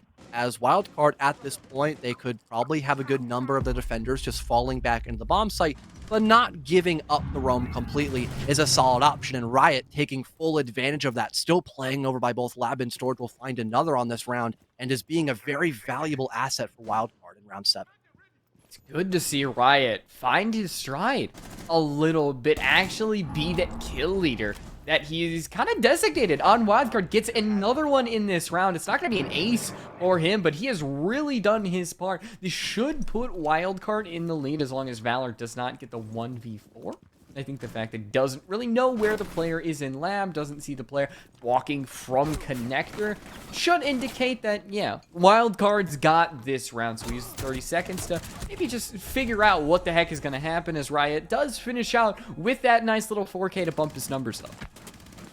Impeccable round by Riot. Basically the main driving point of that round win for Wildcard as a whole. Again, only hard breacher now gone. So the main plan that West Garfield Park were opting to set up is not going to happen. Now they have to falter on a plan B, which consisted of trying to get down a lot of vertical play near the bomb site, maybe using a little bit of it to force out some roamers as well.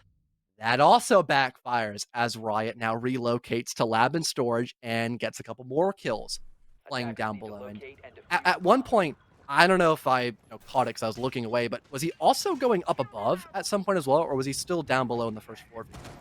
I think he went up. I think he just kind of had a fun time going He was back just and vibing. forth. Yeah, he ended up in Drug Lab. That's fair. And that's where he just kind of got fed players from West Garfield Park. All They all good. tried to meet him, and he just met them back with even harder force. Didn't know if I need to elaborate further on like what points he was playing at on the map or not. Guess I didn't have to. Thanks for the help, Evie. The point we're getting across is that Riot roaming was very epic for Riot's Wildcard. a good man. He good Yes, kill. I mean, I think that's really the only color commentary we need. Riot gets kill, equal win. I think that's just the point we're trying to get across here, as he is the most outstanding player so far for Wildcard on map 2. The only person to have double digits besides Snake, who of course has like almost all of his kills in the first half. That guy was going buck wild. He's been a little more quiet so far in the second half, but of course it only now has just begun. So there's still time for him to cook up as well to really challenge Riot. Yeah, he's 2 kills away from matching everybody else on his team. He has the same amount of kills as Valor, Eddie, and Rice. Oh I my God. I made a point that he was kind of putting West Garfield Park on his back, trying to truck it all the way to the end. I still think that's a little bit true as we go into the attack, though. This is where we can see maybe somebody else pick up the mantle. We can actually see West Garfield Park find some really good wins coming from strategy and everything else, not just Snake going haywire as a frag grenade from underneath. Doesn't find anything just yet, and a lot of these attackers still setting themselves up outside, still using the Roteros, as Valor should pop this Goyo canister. And, well, 20 seconds. It's going to bar Cafe from being entered, but there's still a minute 45 on the clock. I think you can have 20 seconds to spare. Gemini Replicator deployed, gathering some vital intel West Garfield Park that there is no one by Pillar.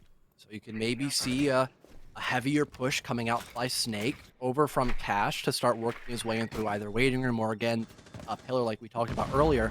But with him being the only person across that side of the map, he does have to be careful, as having someone over by waiting room in that late round is very impactful to have the rest of your execute kind of flow, if not thrive, especially when you have so many people over by both Cafe and Arcade Stairs. So Snake's just kind of waiting for that final call by the rest of West Garfield Park. When everyone is prepared to enter into the building, that's when he'll strike. Down goes Bino. Is the confirm gonna be there?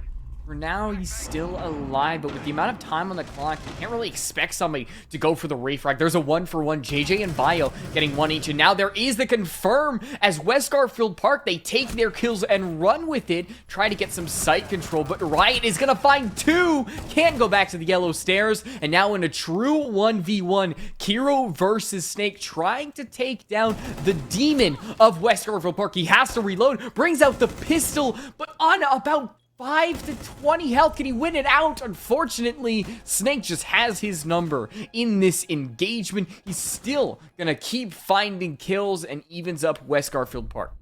A fluid execute by West Garfield Park. And sure, they lost a diffuser and technically that opening engagement, but everything was still accounted for. When you have like 4 bodies on just one side of the map, it's really hard not to find trades or just take several different one-on-ones that someone can recover from if you lose that gunfight. And luckily, that wasn't really much of a problem besides that immediate entry kill that Wildcard had found. After that, West Garfield responded with 3 separate kills in a row. And then in the late round, like I talked about earlier, when Snake was ready to engage, he started pushing a little bit closer to the bomb site and found the last 2 kills of that round to at least keep things even in this second half. And now Lab and Storage is in play for Wildcard, which we haven't seen by them just yet since they've only now really began their second half where they've been defending. But at least for West Garfield Park, this was kind of the bomb site where they took precedent and started fighting back against their opponents of Wildcard. So maybe that could be that same Remedy bomb site for Wildcard as well as they're finally getting to defend. Yeah, you're seeing a similar lineup come out. I think Frost, this is probably her best site on theme with that one window being very pivotal.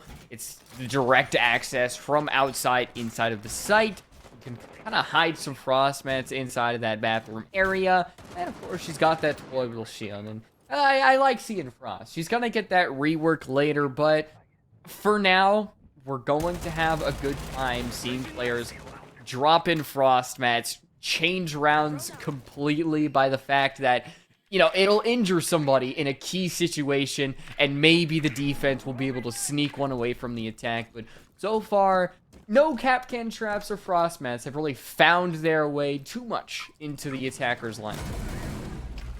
These traps, oddly enough, not being all too it in the round, but hopefully I'm not jinxing any attackers. That would really suck. This last second in a 1v1, someone hops into sight and they just get bear trapped. That would really be the highlight of round number 9, but not going to see that just yet. Said West Garfield Park, still setting up with this cash overtake, now having Bio on top of the yellow hatch as well, if he might need to drop down as some roamers are falling away from West Garfield Park's main clear. But Kiro's not going to have to be all too concerned from a yellow drop. But it seems like a couple of defenders are beginning to retreat and fall a little bit back, but they're not, you know, giving up everything for free. There's some vertical that Wildcard are able to use against West Garfield Park if they start working themselves a bit closer to these extensions. And Kiru even gets the top fragger of Snake eliminated. Now Eddie's gone as well. Your only set of hard breach is off the board, but at least West Garfield Park, in terms of numbers, are keeping things consistent. This time now in a 3 versus 3, the top floor eventually cleared out here for West Garfield Park. As Wildcard, they still have a lot of resources they can use to their advantage, but in terms of map control, at least that's going a little bit better now for that. Problem for Wildcard, they didn't take down Bio. And a site like this, one site can eventually be cleared out in total simply by the sledgehammer of Bio. Anywhere you go on that site, it's just going to be found out. Vito is struggling a little bit. There was a small chance. Wow, he is trucking along. His internet is not being a friend to him. It's a little humorous to kind of just see him running on a treadmill. Not good for Wildcard in this scenario. Yeah, he's gonna call for the rehost, but can Wildcard survive? Valor just walks on forward. He's gonna get down and get confirmed by Bry, and now that's an area that West Garfield Park, they just have to ignore. Pushing in through that double door, Bry finds his second, and Ryan does get that confirmed. So despite the fact that Bino was in internet limbo, they win lab, and now we can take a little bit of time to get that rehost, get Vito's internet back. Yeah, luckily, with there being a lack of intel in the final minute of the round for the offensive side of West Garfield Park, they didn't have any clue someone was tucked behind that little, I wouldn't even call it like a stall in bathroom, but just that little wall next to the bathroom window that allowed Bride to make sure no one was getting control of bathroom to push in through storage room. That only left that long lab hallway. Bride just repositions, has Ride as well there to assist. So like you mentioned, although Bino was kind of in a state of limbo, his two teammates were able to pick up the slack when needed most, giving Wildcard that advantage once again. And albeit we had Cafe, I wouldn't say a little more one-sided because Wildcard did keep things pretty close, and albeit a 7-4, it looked like fairly lopsided in terms of rounds. It was still like pretty consistent. You saw almost that full regulation position. 7-5, still going the way of West Garfield Park, just only one round difference of that. Things look to be a lot more neck and neck on both halves of Wildcard and West Garfield. So that is definitely a good sign for them. They need this map win to go into that full decider and have a chance at being promoted into the playoffs. So trying to keep things as top notch as they can on the defense, like finding those entry kills against players like Snake, or having an incredible glow up match on Theme Park. I mean, it's really impactful and it's showing. Yeah, early on, I was going to say, if there's a reason why Wildcard would lose this series, it would be the entry game. I think, I'm trying to look at my notes real quick. Get the stats. Yeah, all 6 of the early games, minus 1 round, which did get immediately refranked by Snake, went the way of West Garfield Park. They had 5-1 on the entries, and granted, they were still able to get 3 rounds on the attack. It's pretty impressive by then. They get a 1-round lead, as we're going to go to a quick break, and we don't want to hear us rambling too long. So we will be right back as all the players are in the lobby.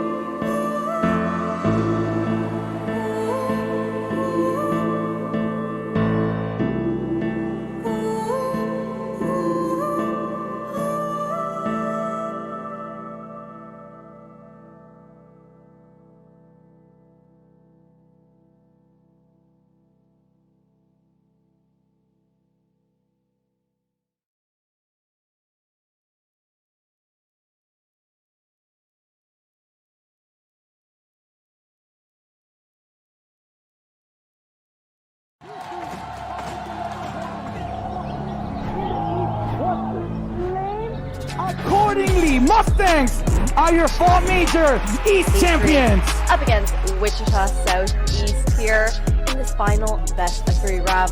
The winner takes it all the way to nationals, that opportunity at a shot of some of the scholarship prizing.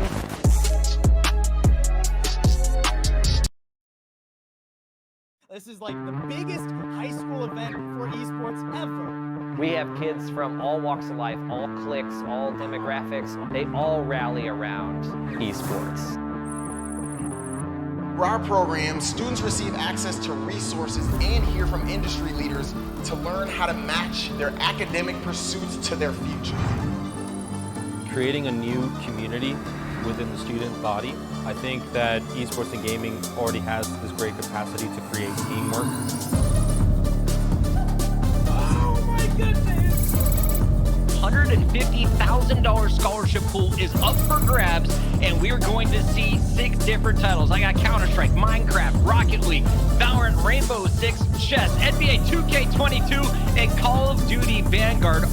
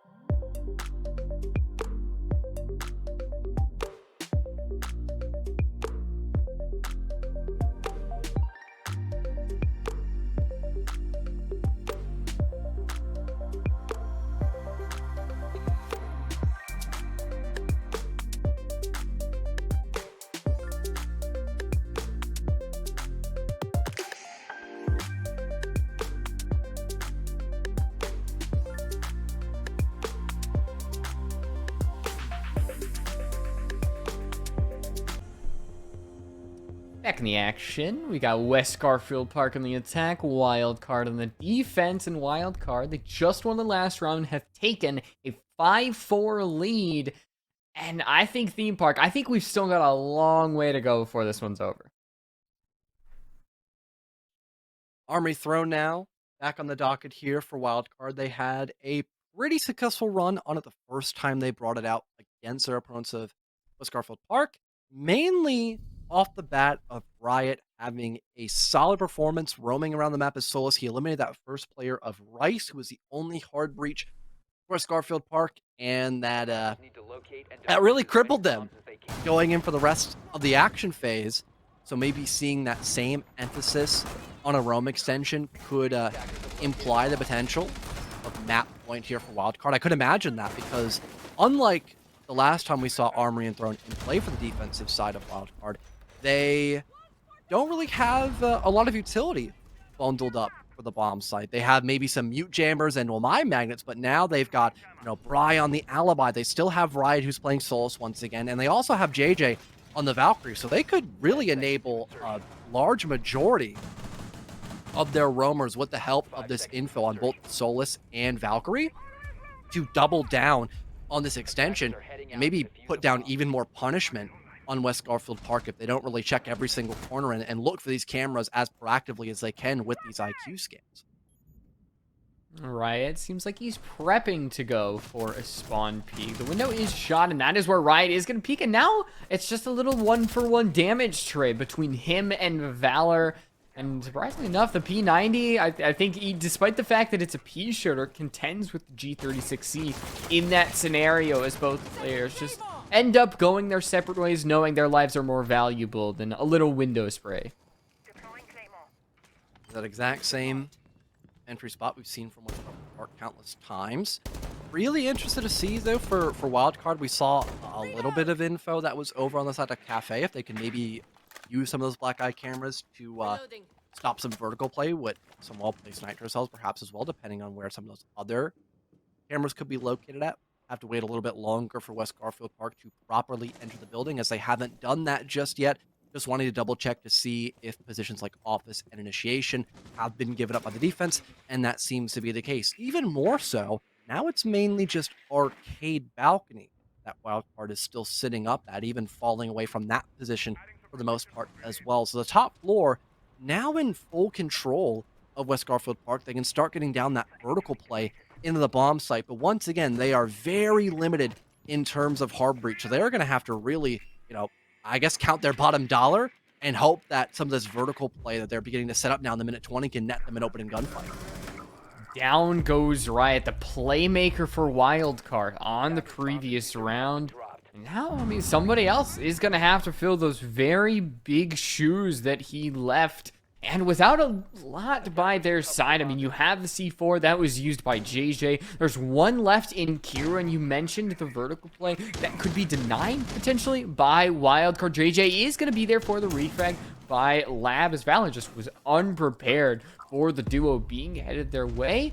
But with the Buck having that skeleton key shotgun, you see Wildcard, they're actually spreading themselves around the actual floor themselves, not centering themselves inside of the actual site themselves. We're just a little bit away from all this tension exploding, all the gunfights happening just around the corner. 30 seconds left to go for West Garfield Park to find that opening. Excuse me, Bry, once again, looking above through that vertical, is able to evade Rice for a little while longer, and still that timer getting closer and closer to 000. West Garfield Park, only a matter of time left before they eventually hit that go button. A couple of reassurance stacked up now by Snake. Throws a grenade behind that furnace just to make sure no one's tucked in that corner when they try to enter their way in through split, but they haven't accounted for this flank by JJ. There's one for the Valkyrie plant going down, but there's sufficient coverage by the Buck. Eventually dropped though. Bio's off the plant because of it. A C4 to boot as well. Even if he stuck that defuse, he would have been shut down. Wildcard map point here on Theme Park as they completely shut down the execute attempt from split by West Garfield Park.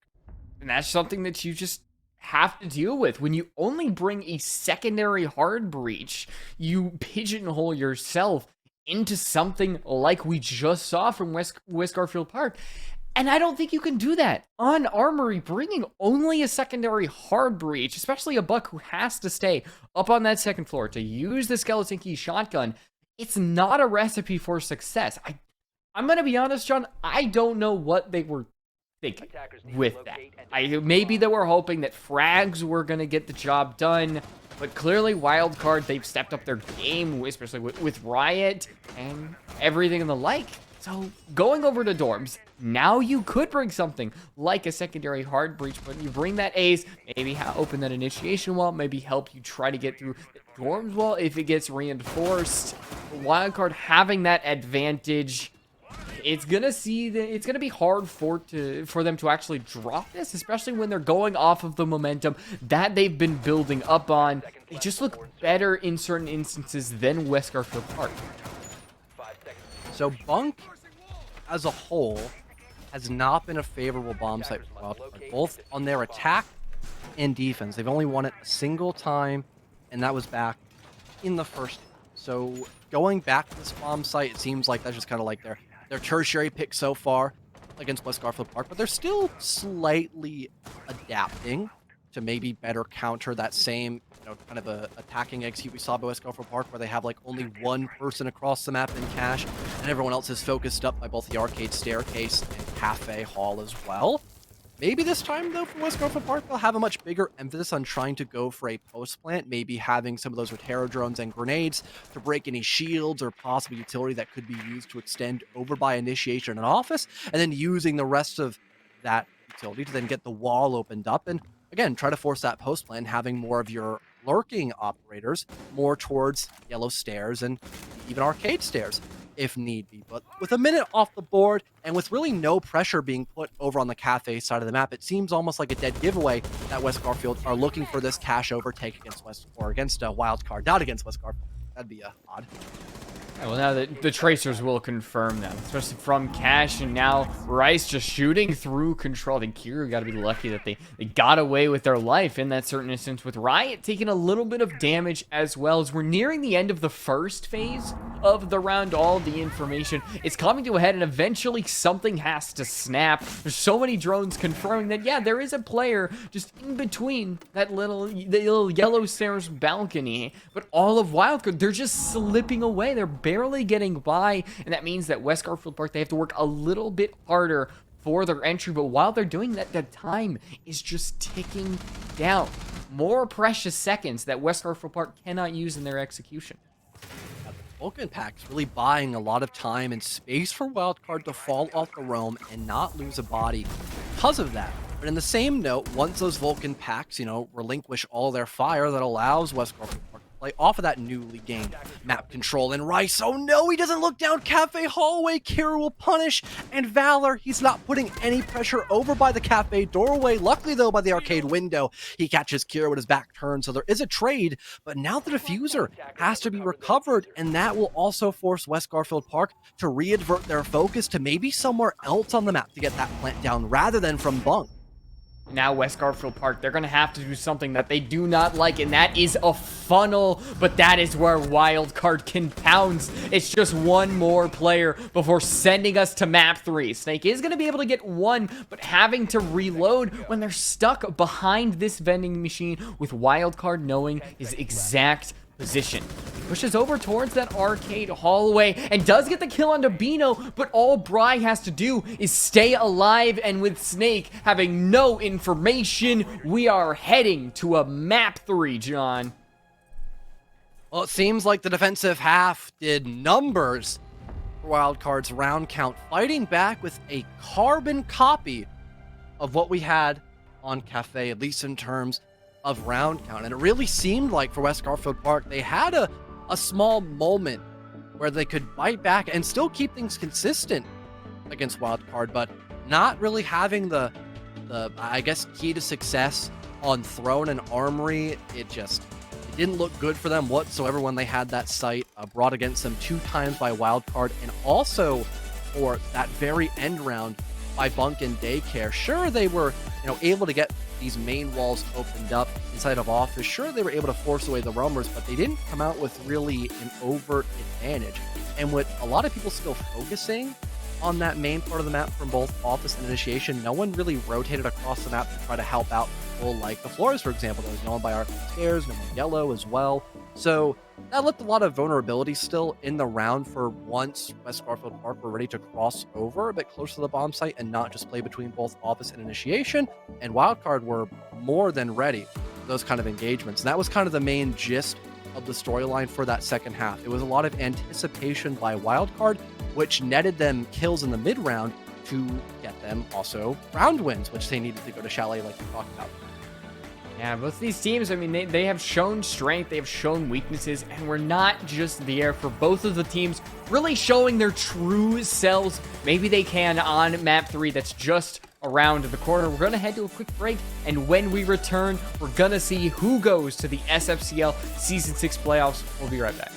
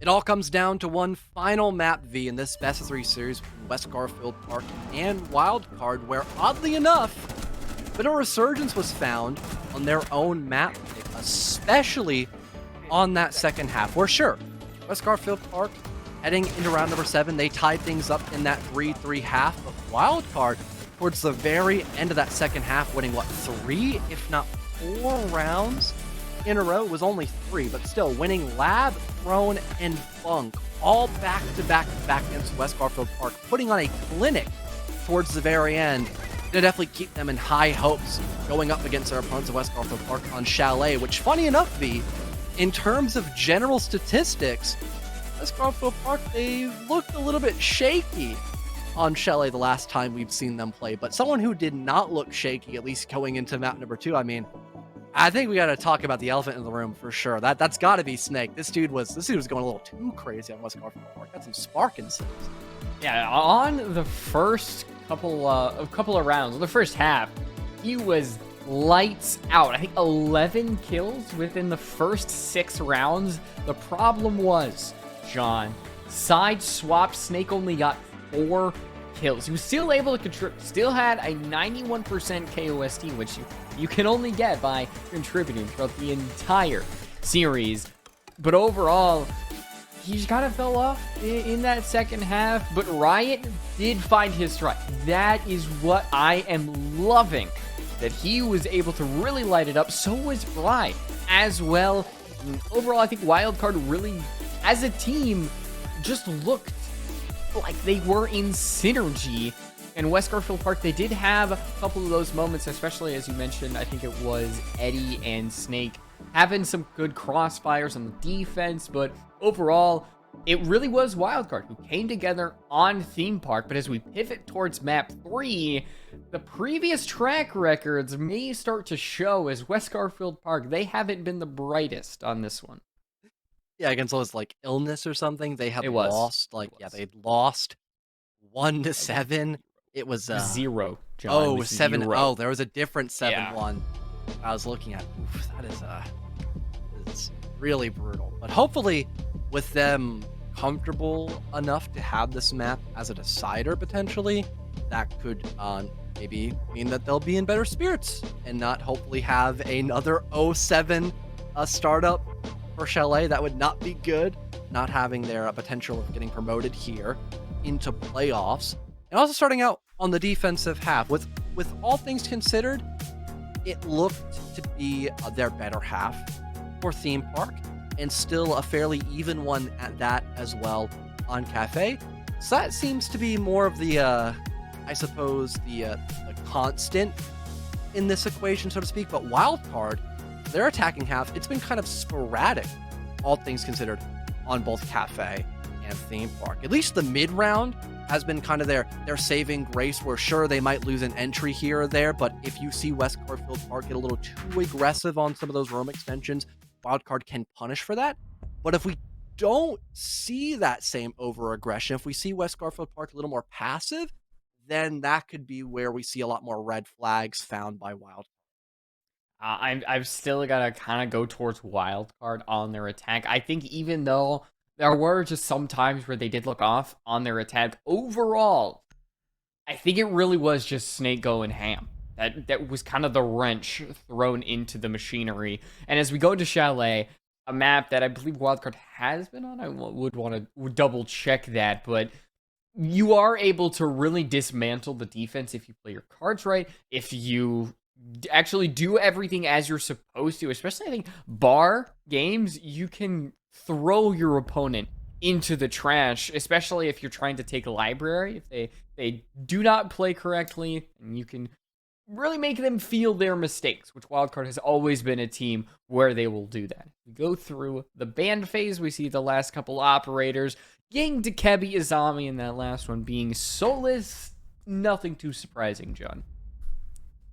Not really, especially considering what we've had for operator bans both on map 1 and 2. I believe almost a complete copy of Theme Park as well. Instead of the Cade being banned, though, it was the Solus. That is literally the only difference from Theme Park. And we probably won't see him in play too much for this map, except potentially on the basement.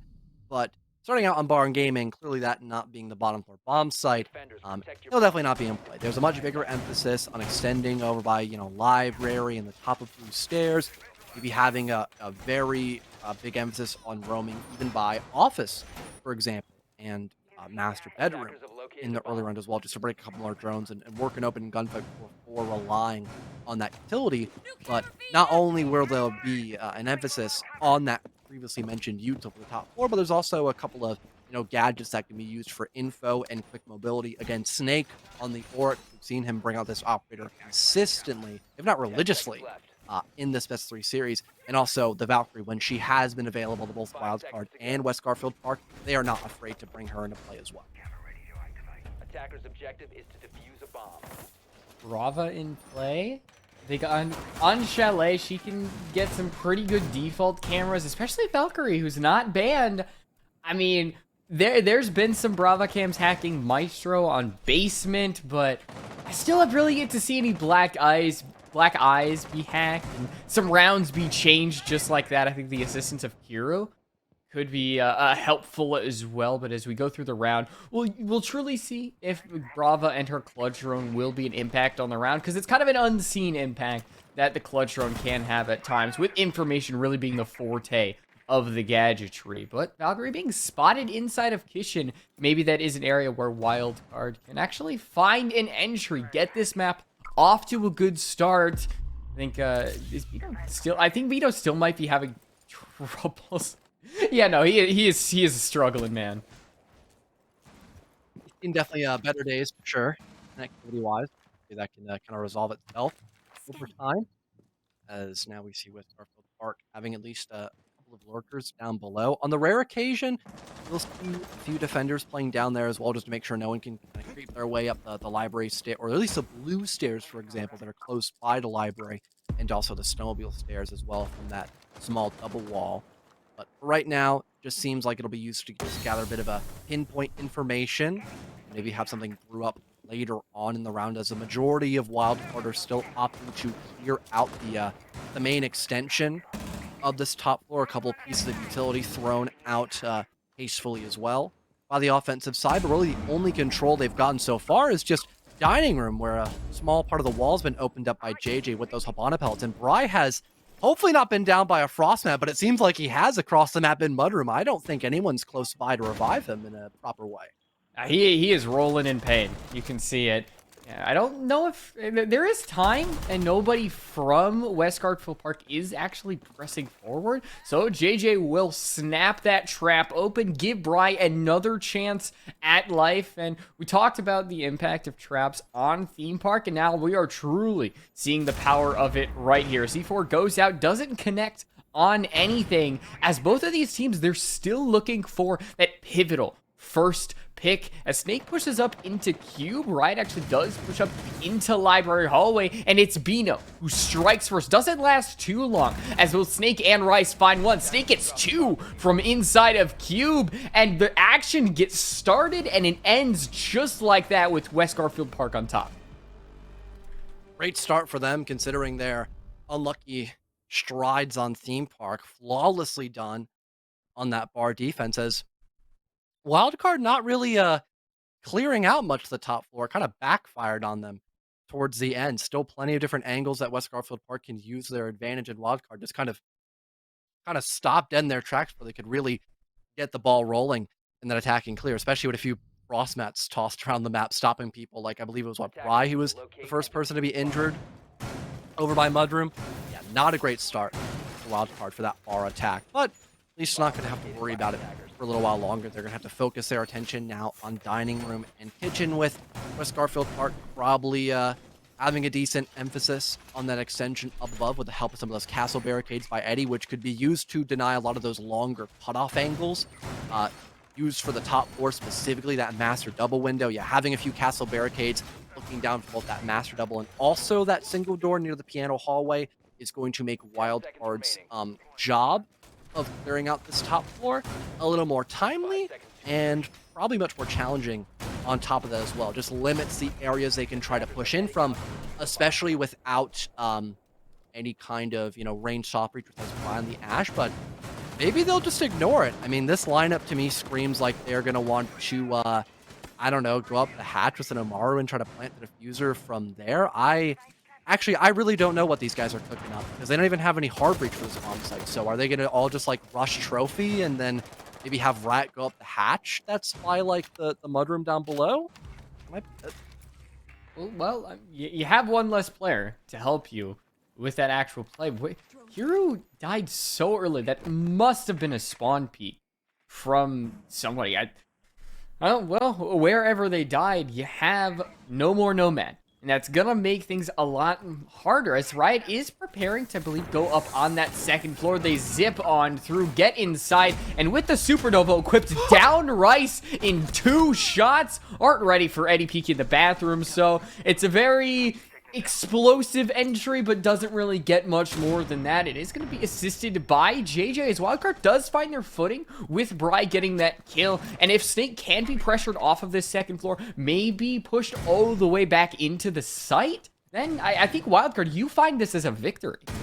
I mean, West Garfield Park is going to play passive here. Again, there's really no proper way for the offense to like get into the bomb site without like, I suppose, cracking a couple eggs to make an omelet out of this position. Sure, maybe JJ could like drop the hatch, but he's not even the player with the diffuser. That's Bino outside the map as says. So again, options severely limited. At least they've gotten rid of the smoke. So a lot of that stall potential is now off the board for West Garfield Park, but they still have Yokais to grant more intel against Wildcard. And it's still kind of the same intel gathering phase.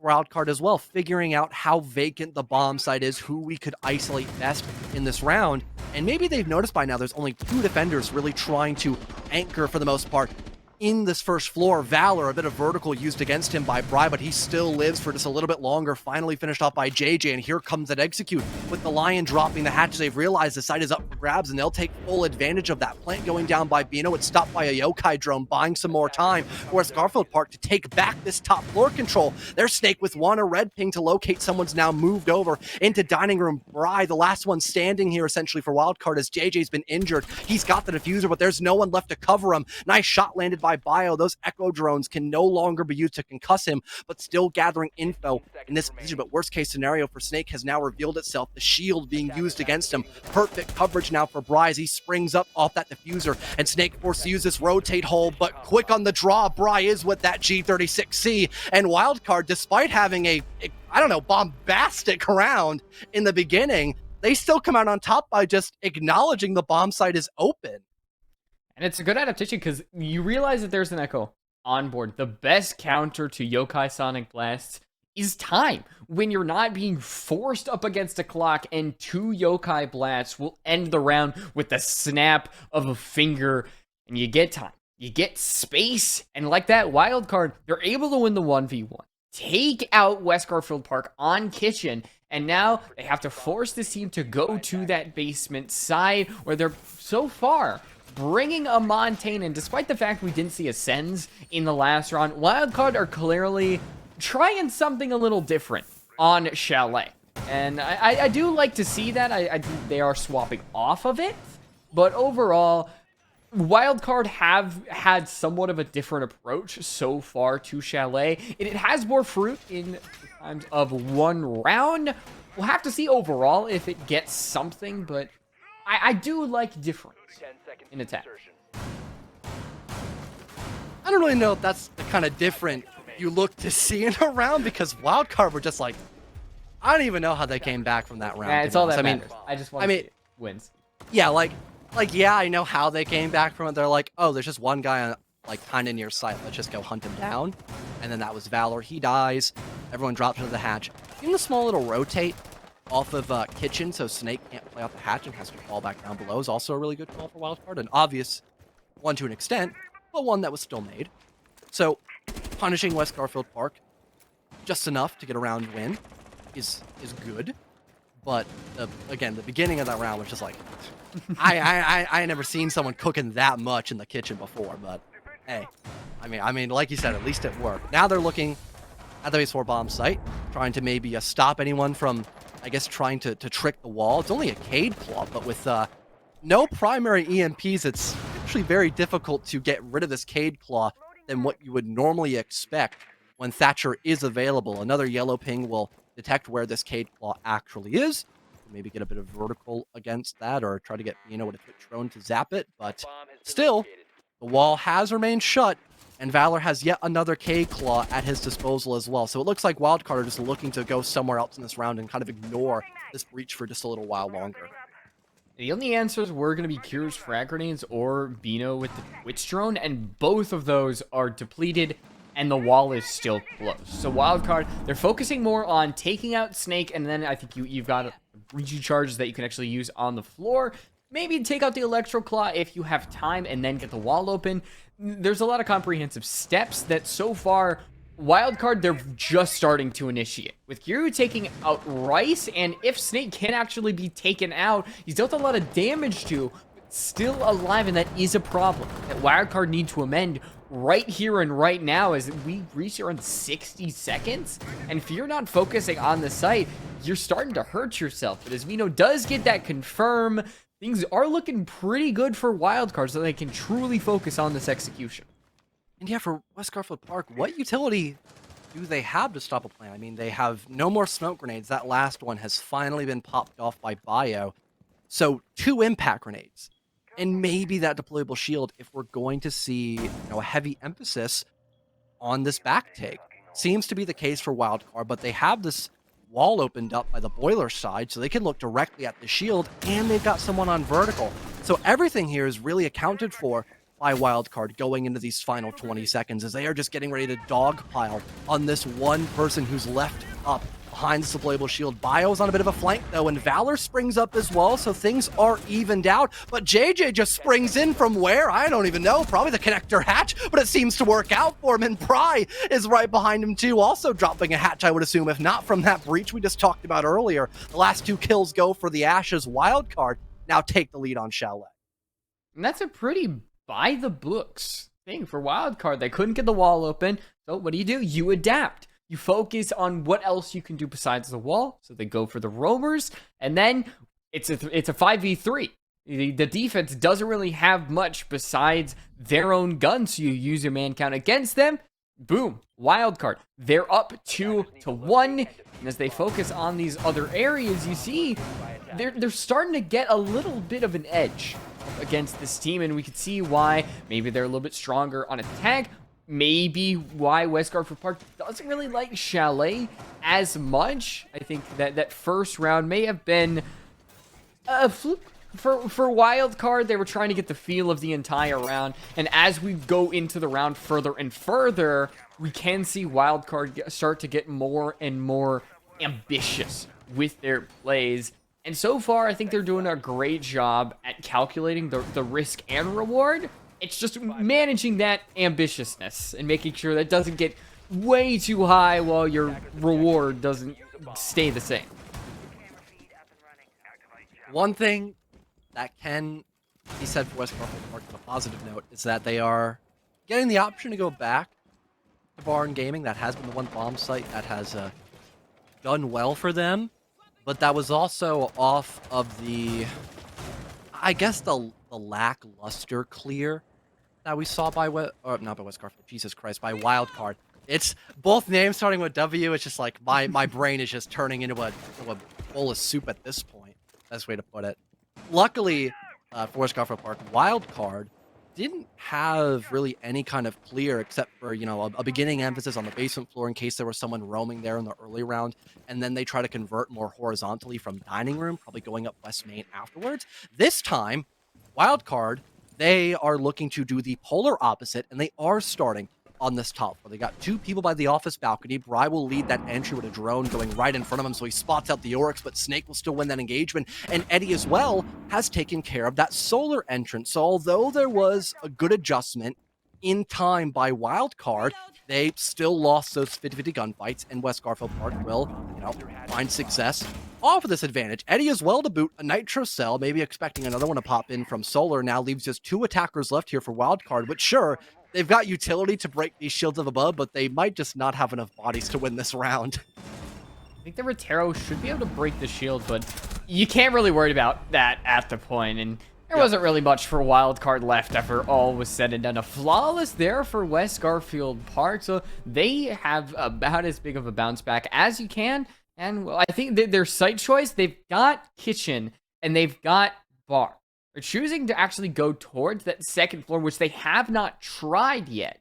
And I'm wondering why. Maybe the library, they're not as confident with what they can hold, and choosing to bring something like the Aruni, Jaeger, Wamai. Interesting enough, there's a lack of a Frost, which feels like this would be the time to bring out a Frost when you have to hold down those windows on library. But West Garfield Park, they've got other options, and a lot of that comes down to information, utility, and area denial with all the operators that they're bringing out. Wouldn't really shock me if we see Snake try to use that C4, like you mentioned earlier, over by library with the Frost mats. Could use it the same way with the C4. If there is a bit of info with the help of a teammate playing up by the mezzanine, or just, again, Snake's primary gadget as Mozzie could like use that to their advantage. And it seems like for Wildcard, maybe they will not opt to get the back wall in office opened up. Maybe instead they'll try to go for more of a solar focused take. They've got the air jabs as well. So positions like, you know, the trophy flank, that could be mitigated by an air jab. Maybe someone who could be over near Owl, they're not going to be able to retake that position once it's gathered by the attack. So it's definitely not a bad idea for Wildcard, but maybe just a little too direct against the composition that West Garfield Park has, because they have a plethora of utility and they still have roamers playing below, which again, if they have info, could use that to stop someone from going in directly with all this soft flooring to their disposal.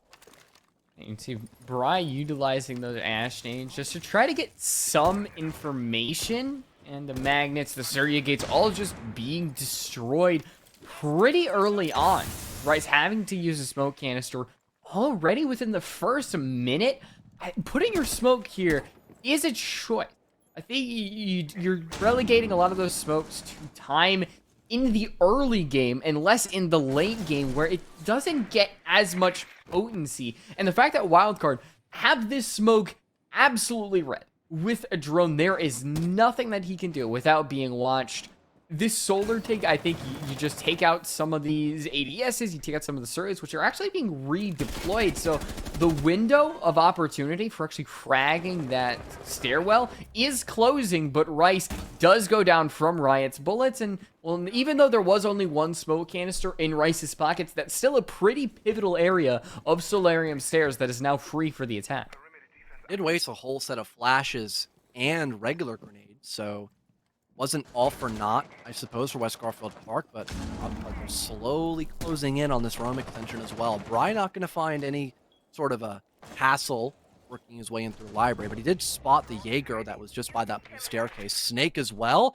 He just mops over Bry. I'm surprised about that, looking away at just the wrong time. Bry even amused by that play as well, that the Mozzie performs with such elegance. Now things are tied up once again, as there's some more info being gathered across the map over by Solar, but it seems like the majority of Wildcard has now focused their attention to the other side of this bomb site and tried working their way into Piano, which is completely vacant, but there's someone on the half wall, buddy. JJ was walking in blind there. Valor with an aggressive swing shuts down Kiru on the double window repel, but Bino now good for 3. He's on red health, but still has the cover of this bomb chassis to try to cause a bit of chaos. Actually, no, it's Bino, my mistake, not Riot. It's the person who's low on HP, and now he's the one who's up for 4. Not an ace, though, as Bino once again still behind the master bed will get the final kill for Wildcard. But although they struggled a lot with clearing out all the utility by Solar, that rotate was perfectly timed and almost as well executed if it weren't for the fact that JJ had no clue there was a guy half wall. That seems to be a common trend over this entire series with Wildcard. Is like, yeah, they didn't have a good entry, or they didn't have a good start, they didn't have a good mid, but it just came together. In the end, it clashed, and at the end of the day, Wildcard just comes out on top. They're able to control that chaos and focus on the areas that West Garfield Park have lacked in. For example, Piano. That's a really important part of defending second floor. yet it was clear as day. Wildcard was able to hop in, and even though JJ wasn't prepared for the player hiding behind half wall, the fact that it was open, I think, is the bigger story, and Wildcard were just able to take that massive amount of space that Garfield Park essentially gave to them for free, and they won the round. But as we focus more towards the basement side, Wildcard, they're bringing the Thatcher this time. So they're truly dedicated to getting that wall open, and with Riot on the ace as well, that means they're also going to try to get Trench. So my question is, are they still going to try to hunt down those roamers that are gonna be on the second floor like Snake, or is it truly just gonna be a let's attack Trench, let's attack snowmobile wall type of take? And getting this main wall opened up early in the round is going to be great when trying to push in later. Eventually the Selma goes off without a hitch. But again, when you have two hard breachers like this and a Thatcher, you're not only going to want to get that snowmobile wall opened up, but you're going to want to rotate as well into Trench to try to go for that same plant, probably over by the little tucked position near that line pillar, but also having that potential cutoff angle to basically cut the bomb site in half across the map by snowmobile. To answer your question that you pointed out earlier, I can imagine there'll be a little bit of a clear done by Wildcard in the first floor, just so no one will try to flank by West Main, for example. But with the hatch being shut by West Garfield Park, Wildcard don't have to put really as much attention to detail as they would need to on this top and first floor, because there is no hatch that can be used against them when going in for a wine plant. Sure, they can't use that in the post plant, but neither can their opponent. So it is a good ease of mind to have if they notice it. With Bio actually having the FMG9 on the stairs, he's going to smoke off the window, give himself a little bit of coverage as he does push out, still alive for the time being. That is the important part. Little bit of a caster's curse. JJ ends him just as I say that, and the smoke dissipates enough for Bry to hop in as you have Rice just holding outside of kitchen, and Bry, he's got no clue. This man is dead, and Rice takes aware of that. He pushes into bars. Riot tries to go for the chase, but actually goes all the way back down to small garage. Wildcard now with only 4 for West Garfield Park. They have 4 themselves. All the defense, it's starting to get pushed back, but there has to be something more for Wildcard. Getting rid of the shield, getting somebody dead. There has to be at least one more before they enter. They don't even have any utility to get that shield removed unless Riot can somehow move over to Trench and use his Selma charge, but that just seems unlikely at this point. He's holding this long angle all the way through that big garage hallway, looking down connector, so it'll be his job to just stay alive and make sure no one can cross back if Eddie is able to be taken care of. Here's JJ, just waltzes right in. Kiru is taken care of by Eddie. There's Riot with the response, looking down that long hallway we mentioned, and Bino across the map, lurking as well, shuts down Eddie. JJ attempting that plant, gets off it for a split second as Snake will creep past one. Rice with the rotate by that blue doorway, catches another. It leaves only Bino now in such a dire strain as there's no time left for him to spot out the mute by the blue hallway. West Garfield Park just diminishing the seconds as they go down to 0-0. They hold on to round 6 and tie us up. Hey, we were here before. Wildcard got to start on the attack on Theme Park. We ended up 3-3, and at the end of the day, Wildcard were able to win it out 7-4. The situation is different. The map is a decider instead of being someone's map pick. But I think the situation still holds. You still have to think about how West Garfield Park are going to attack this up against Wildcard. We're bringing out a decently standard comp for bar games. You've got the Frostbat for the windows. You've got the Doc to really hold in the corner. He can just stim himself up, make sure that if the frag grenades aren't lethal, they are not going to kill him, because Doc can completely stim himself up to 100 health. If you're going to kill this man, you better do it in one shot, basically.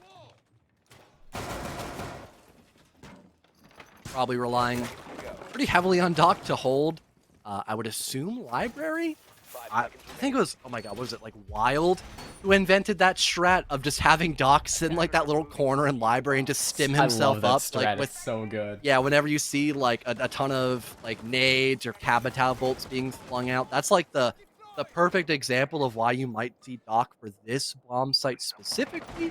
But there isn't a lot of utility that West Garfield Park would need to use immediately for Library if that was their motive. Maybe instead just having those Rotero drones and grenades to remove some of those shields across the map and then pushing in off of that from both Library and Top Mez. That could be the main go-to. But even for now, West Garfield Park aren't putting a huge emphasis on Library. They open up that double window in case they want to rotate there later on, but everyone seems more considered over by both the top of Blue Stairs and again, mezzanine from that office balcony, and also just walking into office properly as well by Bio, opening up that single door. But again, it's an option in the late round if that's what West Garfield Park want to go for. But for now, clearly it's not. Yeah, I mean, they've got some sort of a pin set up. Some players entering office, some players entering kitchen. It's just going to be about taking care of the Doc on Mez and Bino just by that library hallway. I think those two are really the main problem that you would have as West Garfield Park. JJ holding by the blue stairs, it's more of a secondary problem with some of the Roteros that you've got. There's some frag grenades as well. This shield will not be standing for long. Bino takes some chip damage, and with the Doc, he will be able to stim on up if there is going to be that interaction. But so far, Bino just insists on holding out the library stairs, seeing what he can get. If he can take someone down to the grave with him, by all means, he will be doing that. Still no blood drawn by West Garfield. They've done some damage to Bino, but that's about it. Doesn't really seem like Riot's in a close enough proximity to stim him back up. That's not a big problem. Banshee giving off some vital info for JJ. There's the opener. That Wildcard needs to slow things down against West Garfield Park. And now they don't have to worry about someone coming in from dining room as well. It's mostly this library-focused execute coming in by West Garfield Park. And again, Wildcard, they've got several different options to try to stop this. And for a moment, I thought there was a little bit of presence on that top floor, but I suppose not. That being completely cleared out. West Garfield Park, 30 seconds to go, and they're trying to make space with the help of this verticality, but more or less, it'll be Eddie off the back of that previously mentioned vertical to try to get things going. Buck just at last second, seeing if he can catch anybody with the vertical. Wildcard, I mean, they've got supply for now, and Bry with a good shot onto Bio will hold his ground, get a double. Eddie does have a refag, but Bry, he will not stop, and Eddie is gonna, can he get the revive? No, he cannot. It's the ace for Eddie, and by the clutches of defeat, West Garfield Park win the round. I am stunned at how West Garfield Park won that. That is just insane by Eddie to get that ace and just narrowly bring back the round. I mean, we had a couple of close calls. I mean, impressive shot by Bry to halt some of that vertical play, but just enough time and a quick enough reaction. The 180 flick to go prone as well, completely throwing a wrench into the machine that was Wildcard towards the very end of that round, keeping things consistent against West Garfield Park. And I think maybe if that flank up above by JJ just was, I suppose, timed a little bit better, or just at a different interval, we could have seen that round play out in a completely different manner. That won't be the case, though. And Eddie, give it an inch, he takes a mile and keeps his team afloat going into the second half, as Wildcard now opt to go in through dining room and kitchen, not wanting to bring out bar and games just yet. I mean, especially that with Bry getting really big kills inside of supply, holding that down. It's just a lot of times you can get some good plays, and then it all comes crumbling down by the gun of one single player, Eddie, who, I mean, we haven't really talked about as much in this one. I feel like there hasn't been a single player who's been like, wow, this is the star. But if there would be, it's Eddie. 11-4. He has been a playmaker for West Garfield Park. He's only been able to get one entry, as so far the entries have been really back and forth for both of these teams. I think in last map, the entry conversion rate was pretty high, and it seems to be tracking into this one as well, with a couple of exceptions. But overall, the fact that Wildcard, they're down around, they still have to find a way back despite really fighting for it in the last round, it still has to sting, even if you go into round 8. We'll see who comes out on top of the entry engagement this time between West Garfield Park.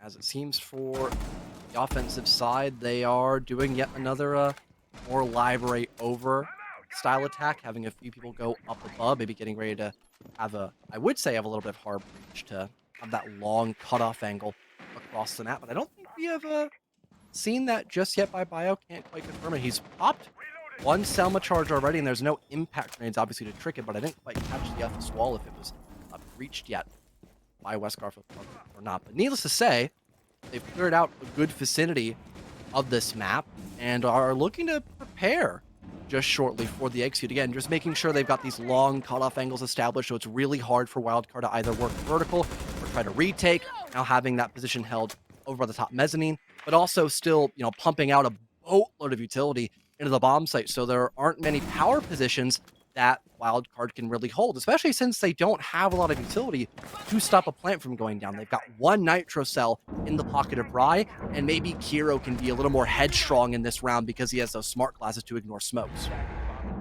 There's going to be a 1-for-1 trade. Bino goes down, but Wildcard, they're able to find 2 direct trades, and Snake is actually the one putting the diffuser down. He's going to be able to stick, despite the fact Bry pushes forward, does get that kill, and now reloads, pushes the corner, but just barely misses, and now Eddie is going to be able to skedaddle away with the assistance of Valor, but Riot is right there could be the coverage for Bry, and now having a 2-for-1 man count advantage, you could have someone go for that diffuser, but instead Riot tries to go for the kill and now leaves barely breathing Bry in the 1v1 with red pinging. He is not long for this earth, but all that he needs to do is survive at this point. But as Bry goes for the flank, he will reveal his position. He's gonna be able to get the kill, but it means nothing at this rate. Might as well pad your KD. He does exactly that. And despite the fact that, yeah, we saw a little teabag, it's still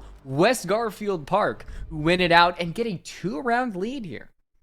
And I mean, that was the win condition that West Garfield Park needed in that round, was to get the diffuser down, since they still had a bit of top 4 control and also didn't have to worry about a lot of utility used against them. There was no smoke on the board. There was only one Nitro Cell. Bry eventually had to use it to stop the immediate plant, and that did work out. But afterwards, someone else just creeped on into the bomb site, got the diffuser down, and became that sacrificial lamb, so to speak, to allow the rest of West Garfield to just wait for Wildcard to close this incredibly long gap from the edge of kitchen going all the way into dining room, and then also having to push into fireplace because how passive Eddie was in that post plant, really playing to the strength of that diffuser being on the ground and just losing more and more seconds as time continues to pass to his advantage. And now West Garfield Park, after winning 3 rounds in a row, are back in the lead at a pretty safe rate, might I add, as well, against Wildcard. And sure, Wildcard came close to winning this bomb side of bar, which is probably why they're going back to it. It still, at the end of the day, was a win by West Garfield Park that they're willing to take, and now they've got info as to how Wildcard prefer to defend this bomb site as well. So they're going to be going into this with a little more, I suppose a foresight, I guess would be the correct term to use. It's really going to sting for Wildcard if they end up losing this. Rounds 6 through 8, West Garfield Park have had 1 to 0 players left alive when the round ends, and they have won 3 rounds in a row. Shows you how close these rounds have been, or how Wildcard have badly fumbled some of these rounds, and they might be staying up late at night thinking about them. They're not going to be eliminated from SFCL if they do end up losing. They'll go to the decider match to see if they do get eliminated or if they will eventually go to the playoffs. But they still have a fighting chance in this one. Only 2 rounds down. There's still a lot of siege left to go. And if we know anything about JJ and his teams, they will always fight as long as there is Rainbow Six Siege left to play. Snake now looking to get a little more proactive in this matchup, as he's been a little more quiet inside of Chalet. He had a hell of a performance back on Theme Park, and now Eddie looks to be manning that front as of right now, but it looks to be for Snake. He wants to take this engagement against Kira once he has a little more solid info to work around. JJ Getting a call from Kiru, now looking to assist with a longer angle held from Fireplace, looking all the way down into dining room / kitchen.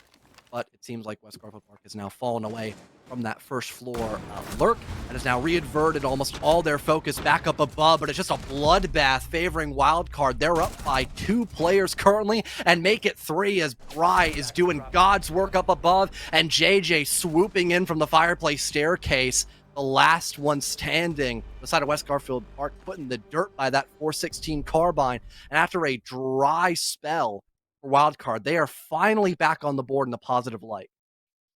And they've come back from the grave, stopped West Garfield Park from going on map and match point, and now they have to go back to the cycle, go back to the rounds where they've had some unfortunate post plants, some unfortunate 1vx's that they did not have a good time in. Kitchen, I mean, we saw it 2 rounds ago. The plant was able to get down, and Wildcard just did not play the best that they could in that 2v1. I think they've had vertical in key situations, but I feel like they've relinquished them at inopportune times. They haven't really played the positioning the best in key situations when they should, and that's caused them to lose these rounds because they just cannot hold their salt up against West Garfield Park on the attack. Once you get that advantage, let's say the diffuser down, you can back off, play a lot more passively, and Wildcard just seem a little perplexed when the sides kind of swap in the post plant. And it's a little surprising considering what we've seen on Cafe, what we've seen on Theme Park, but they need to snap out of their days soon. Need to wake up a little bit, smell the roses, or potentially, I don't even know what they'd smell in terms of flowers for it being winter. Yeah, you know what? That works. Wasn't really the idea I was thinking But that's of, what they use, right? They use or smelling like salts. smelling It's salt, not yeah. bath salt. You do not want to huff bath salts. Do not huff bath salts. SFCL does not condone that. Smelling salts, that's fine. Nice little workout pump in. Maybe a couple round ones too. Bones all nice and pumped up. You do not want bath salts. Moving away from that talking point, we'll go back into West Garfield Park. What they're looking up to set up a successful match point, perhaps.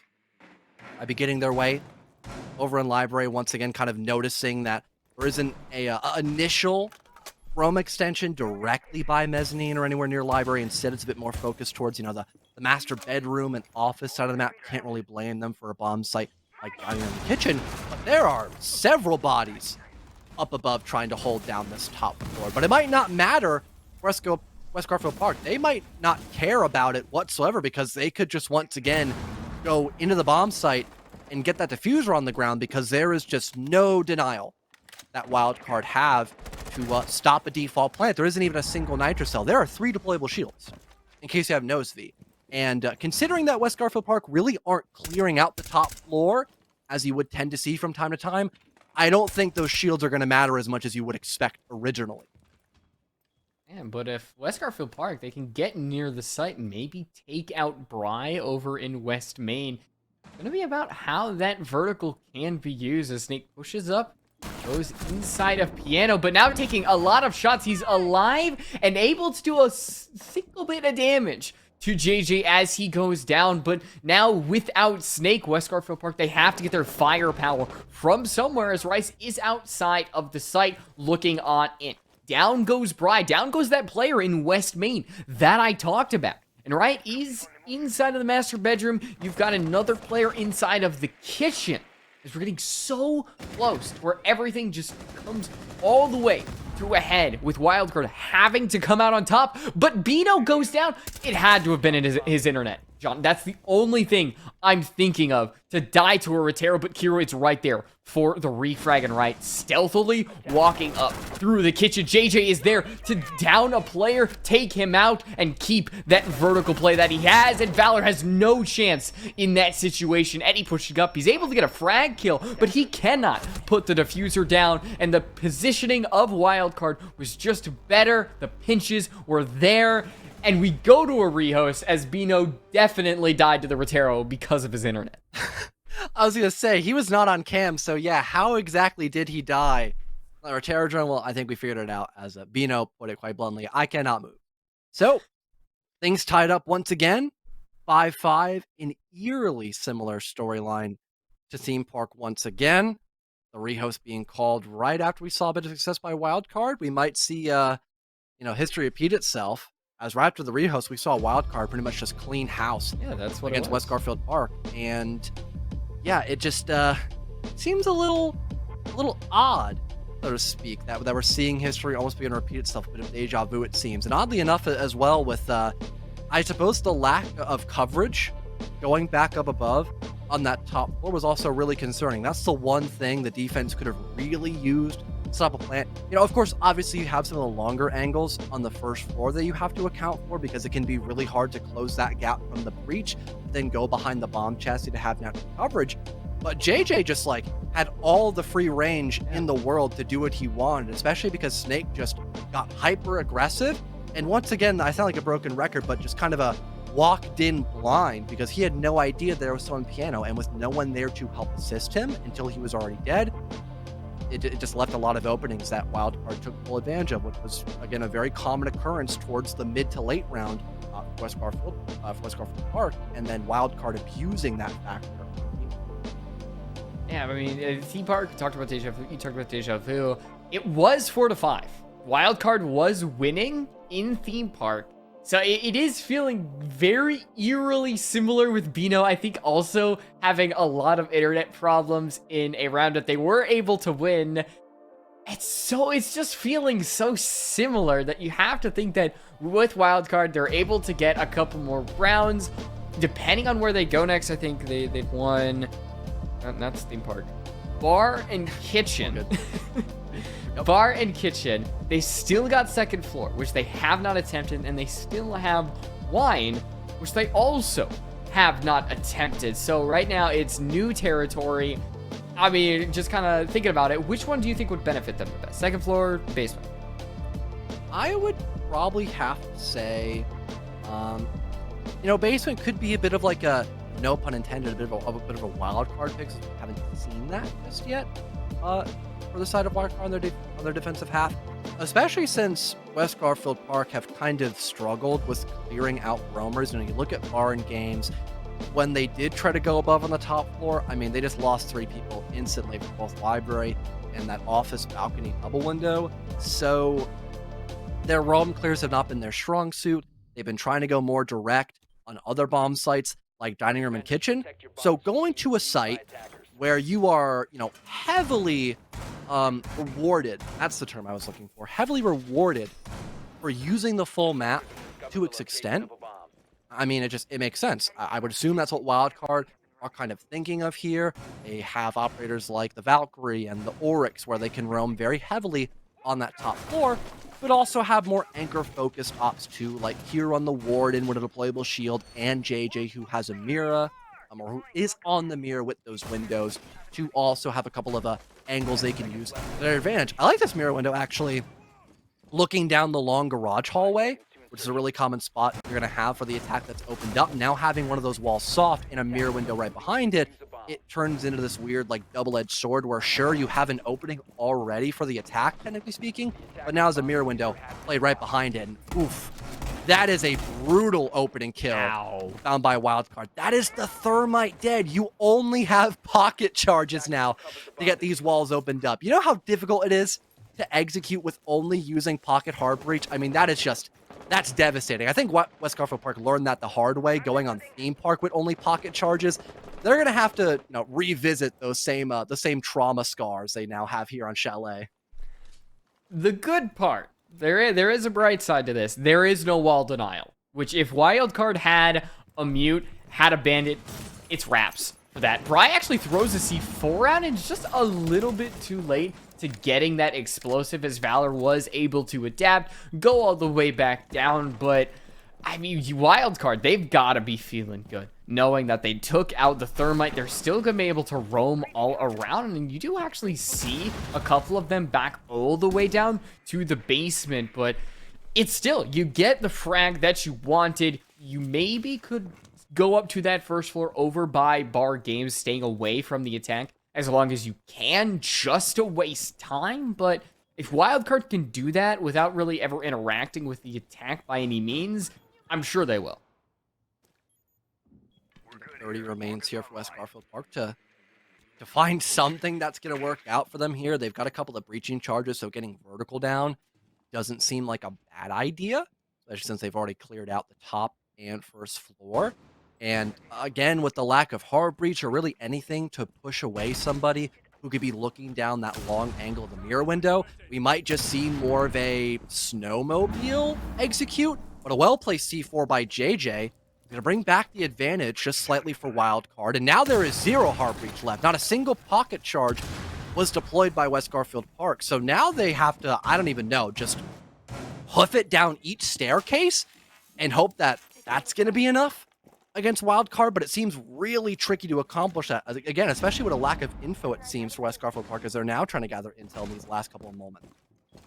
We have seen what has happened when West Garfield Park have tried to fight blind. It's not ended up well for them, right? Has not been found out inside of the small garage, and Bry is just going to make that man count gap even larger. And despite the fact that there are a lot of holes in the floor, there are no defenders right underneath them. A frag grenade does go over, does a lot of damage to Bry. It's to soften him up so Snake can eventually take them out, but Bino is right there to get the trade. Bio just hits the rim of the hatch. Actually gets a headshot going down. I think that was a hip fire, but cool RNG aside, it's Wildcard. They have reached map and match point and max regulation.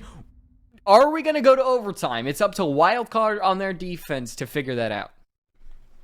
Not too sure if we really see that on the docket here for West Garfield Park. Going back to Barn Gaming, it's been a bit of a flip-flop site between each team. And the last iteration of this site, we saw West Garfield Park trying to attack it. Hasn't looked great. So I'm really hoping that for West Garfield Park they could not coordinate a little bit better, because everyone was on the same page with trying to get that top floor cleared out of any pesky roamers, obviously, but having more effective tools to push away Wildcard without sacrificing their lives. Because sure, they had a couple of stuns, but there was a warden. Not having any grenades or Terror drones placed at the right time didn't allow the same kind of oomph that West Garfield Park were looking for when clearing out that top floor. And Wildcard were able to capitalize off that. They got a 4 versus 2 position, and West Garfield Park were not really in any means able to win in such a large deficit for a bomb site like Barn Game. So trying to play off of each other's utility and not just trying to go in for hero plays is going to be a huge must for West Garfield Park if they want to proc overtime here on map. Some of their big rounds have come off of here. I mean, you got Eddie 16-8 right now. It feels like on West Garfield Park, a lot of times there has been a player who has been the hero of the map. I think on map 1, Bio was that player. He hasn't reached the precipice that Eddie and Snake did, but he was still a really big player when it came to getting kills. Map 2, we all know Snake, and now map 3 of Eddie, but Wildcard, they are playing a lot more synergistic. Down goes Snake, and there's the trap kills that we heralded. We talked about it in every map, and it comes at the worst time. For West Garfield Park takes out half their frag grenades and takes out one of their best fraggers. Really unfortunate foreshadowing there by you specifically. Maybe not the best fragger of map number 3, but certainly one of the more impactful entry players as a whole is gone, and Rice soon to follow after. This could be the beginning of the end for West Garfield Park. They still have 3 able bodies to use for this clear up above, but it's going to be rather limited now, only having 1 set of grenades and only flashes to follow up afterwards. Try to get rid of that top blue position. The Jaeger of JJ looks away at just the wrong time, and Valor will punish. Now rotating a little bit closer back to Dining Room, but he's also lost a fair bit of HP. So it's going to be very difficult for him to try to take another gunfight without the help of his teammates. So he'll wait, be someone to work their way over and through that fireplace double with there still being a defender over by top mezzanine. It's going to be very challenging for West Garfield Park to really clear out most of this map. Nobody from Wildcard peaks, and that is going to be the big part. You should not give West Garfield Park a ticket back into this. And Kiro is just stuck. There is nothing he could do. Pre-fire at the right time, but nope. Valor is patient, and patience is key in the situation. All evened up. 40 seconds to go. That big play that we saw early on, that big trap that Riot had, it's honestly, it's meaningless at this point because of the plays that West Garfield Park have done. Eddie over in office still trying to provide an angle over towards Mez, where if Riot backs up, he will be a dead man. But instead he impacts below him, does get a shot onto Valor, but it's Bino who finishes it off right there. It's Eddie for the refrag. As vertical play is such a big thing on this map, but Bio, he pushes into the bar hallway, able to get one, and Bino has to complete the 1v2, but he's not ready for Eddie to drop that hatch. We are going to overtime, John. Shocking recovery by West Garfield Park, but luckily what Valor kind of swooping in and getting a couple of kills towards the mid round was just enough to get the rest of West Garfield Park on the right track, and everyone readverting their focus back to the top floor, realizing if Wildcard still have defenders playing up above, there is no chance of getting that plant down. We have to focus on the bigger picture of this round. And West Garfield Park are luckily able to do exactly that and proc overtime against Wildcard. And now, seems like for Wildcard, they're still on the defensive side. They'll opt to go back to Snowmobile and Garage, which was a travesty of a round, West Garfield Park. But a big reason for that was the lack of hard breach they had in that round. Again, Rice was the first person to die, I believe it was, in that round by Kiru going in for a spawn peak. So hopefully Rice will not meet the same fate, and he'll be able to do his job as the main supporting player. On top of that, maybe having better gadgets to get rid of some of those mirror windows could also be a good change up here by West Garfield Park, but that doesn't really seem to be the case unless they could... Okay, there we go. They have a little bit more vertical now, so that could potentially help with some of the mirror windows, but the one I'm specifically thinking of, again, that same placement, looking down that garage hall, there isn't a lot you can really use to deny that position. So we could maybe see a very heavy emphasis on another snowmobile style to execute that West Garfield Park were attempting last time, but now they're going to have more bodies and more openings in the map to do that.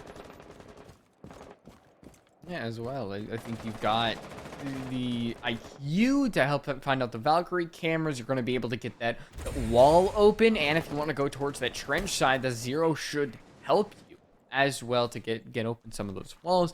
Maybe be able to look behind you, as some information has definitely been a little bit lacking for West Garfield Park, as Snake goes down to Bry, maybe because there was no information, but otherwise that's another opening death for them. And now he is the only player with a set of frags in this game, and Ryan actually does not get away with his life. He was very close to escaping, but Eddie is going to be able to find the shots, find the refrag, and make sure that kill on the Snake doesn't cut too deep.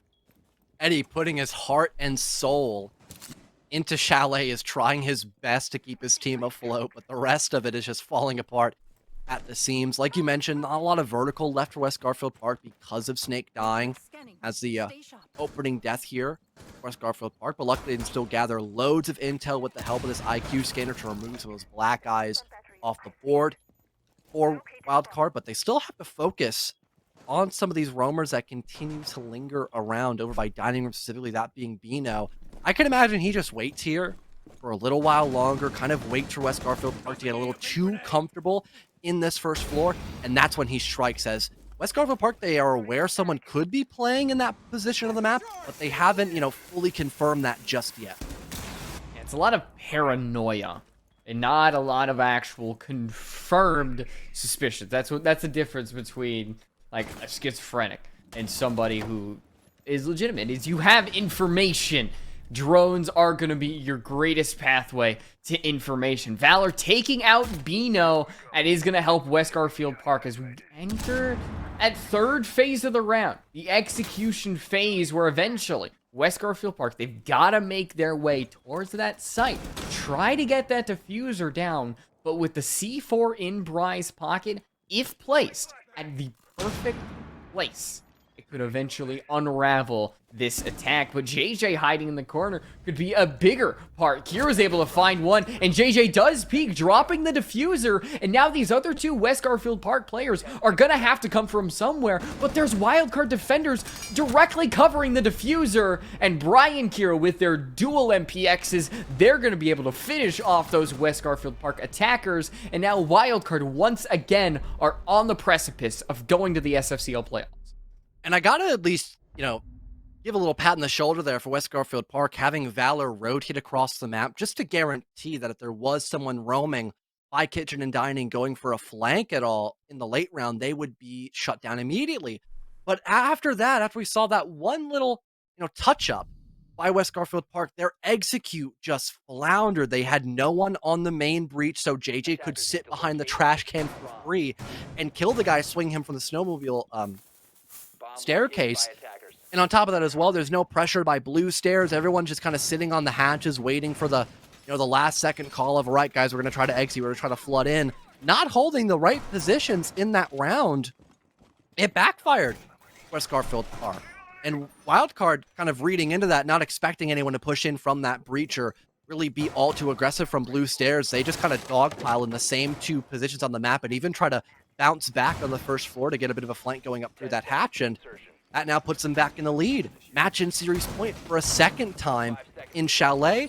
West Garfield Park, they still have a chance to maybe tie things up for yet another time in map number 3, and maybe even win the series altogether if they could bounce back from that loss. If you feel the vibes in the room, Wildcard have the advantage. They have that energy of the match winner being up one, having a lot of momentum by their side. They have won 4 out of the past 5 rounds with West Garfield Park, using that 3-round streak that they went on from round 6 to 8 to boost themselves to overtime. Now they just have to fight back. They've been fighting back for honestly very little in this entire series. On Chalet, they've been able to contend with Wildcard for a lot. Theme Park, they didn't feel as great, but then on Cafe, they were the ones in control, but they just haven't been that since map 1. That was, what, 2 hours ago? At this point, we have been here a while. Both of these teams have been here a while, but as they reach the peak of the game, they have to just give the little boost of energy to finish it out. West Garfield Park, they need to win this round and one more. Wildcard, they could finish it out right here. Nades being tossed out over by the library window, I believe. If not, then over towards the office balcony instead. Now someone's just hopped right in from office. Along with that, JJ just begins to charge in from the blue window. He's good for 2 with the AR. You've got to be kidding me. This could be a statement to close out Chalet. A kill caught off screen as well. Bry with the finisher on the player who's downed over by blue stairs. And that leaves only Valor and Eddie left to fend for themselves in this 2 versus 5. And now that's just Eddie all up to himself. He would need an ace. He would need a performance of a lifetime, but it doesn't happen. Wildcard, the flawless round to close out Chalet. Beautiful heads-up play by them as well as West Garfield Park. They just stood no chance at overtime, it seems. JJ, he just came out with a difference in this series. He was honestly just built different in a lot of these engagements. Entries, KD, JJ was him tonight, and it's great to see that when he is usually designated towards that IGL, that support, but he just picked up the guns, hopped in that window, got the 2, which, I mean, I said he's a support. You don't expect that from him, but when you need it the most, he provides. And Wildcard, they avoid maximum overtime. They win it out in map 3, our decider on Chalet, and they will be going to the SFCL Season 6 playoffs. Really can't wait for the interview with these guys as well. Maybe a chance to talk with the one and only Mr. Sack. Third time, potentially. That would be very cool. Potentially seeing what their thoughts might have been, especially going on a pretty comfortable maps for them like Cafe. They still lost it to West Garfield Park. Kept things close, but bounced back as well. Going in for map number 2. And then Chalet, another absolute bloodbath between both West Garfield Park and Wildcard, but still towards the very end, a sign of new life was had for Wildcard, and it grants them that victory they needed for the promotion. And seems like we'll get that interview ready to future molds. We'll get a break to get that set up and be back to see who it is on Wildcard we'll be talking to in a couple of minutes. Don't go anywhere. This is like the biggest high school event for esports ever. We have kids from all walks of life, all cliques, all demographics. They all rally around esports. For our program, students receive access to resources and hear from industry leaders to learn how to match their academic pursuits to their future. Creating a new community within the student body. I think that esports and gaming already has this great capacity to create teamwork. Oh my goodness! $150,000 scholarship pool is up for grabs, and we're going to see 6 different titles. I got Counter-Strike, Minecraft, Rocket League, Valorant, Rainbow Six, Chess, NBA 2K22, and Call of Duty Vanguard.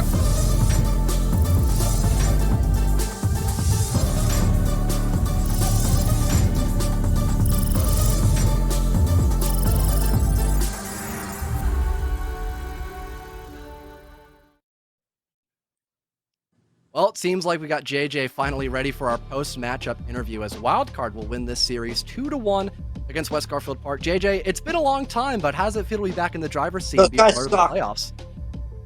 Those guys suck. Well, it was a close game, but What was your still won question? it. What was your question? Sorry. What was your question? That was unprofessional of me. No. It's okay, Mr. Sack. I understand. You got the adrenaline pumping up. It happens, man. It happens. But going into this best of 3, just in general, were you expecting these kind of map bans? Both your team and your opponents being very comfortable on maps like Theme Park, like Cafe. I don't really want to say too comfortable on Chalet, because last time your opponents played it, they got smoked. But being in general comfortable with these map picks, were you expecting it to be this close? We were expecting it to be close because, the map ban phase didn't go necessarily our way. It's very unfortunate. We scrimmed them like 3 days ago. So, very unfortunate the way the map bans went. Those guys in scrims are crazy. So, it's good to see that on game day. They were playing a little scared most of the time, and that all they do is type in scrims. So it's pretty funny to actually get to beat them on game day now. They have a big ego for a team that couldn't even make it to phase 2 of the major open quals. They got an invited spot for a CL license none of them qualified for, and then they tried to play for prize money and they lost to IF, which so yeah. Bit of online beef, but hey, you know what? You can talk all you want when you win the matchup when you show up. So fair enough, I suppose, for you, JJ. Going into the actual game itself as well, starting out on map number 1, it seemed like everyone was in high spirits. West Garfield Park, they were doing a really solid job of getting those isolation picks, winning those entry engagements. But going into map number 2 and also map number 3, it seemed like that changed almost completely, where you guys were winning a lot more entry kills and really punishing people like Snake for being just too isolated in a lot of positions. What was the key thing that changed up, allowing you to win more of those entry gunfights? First of all, let me say we had to play with a 4v5 because Bino was lagging half the series.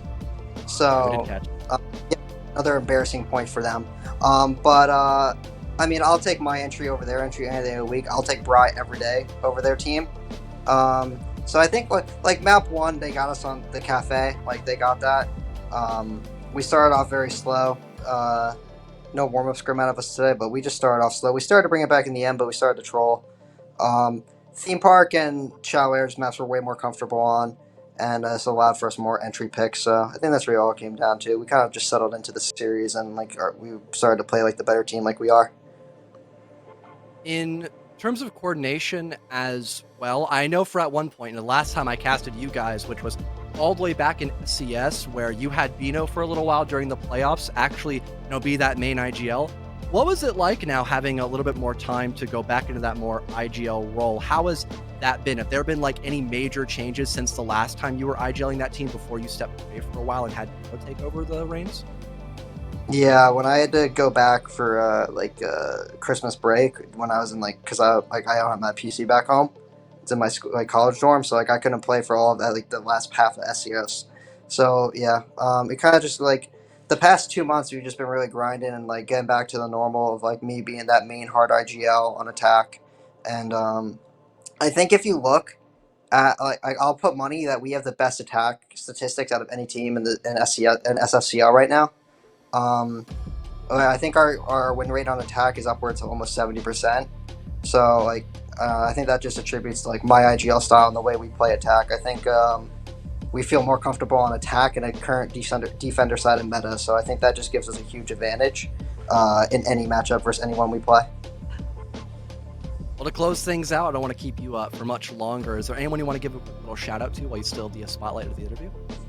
So many shout outs. Shout out Twizzler. Shout out Wildcard. Shout out Snake. Stop shit talking Bry. You type a lot in scrims for someone who made Bolo retire. And Bio, you gotta retire at this point, bro. That's it.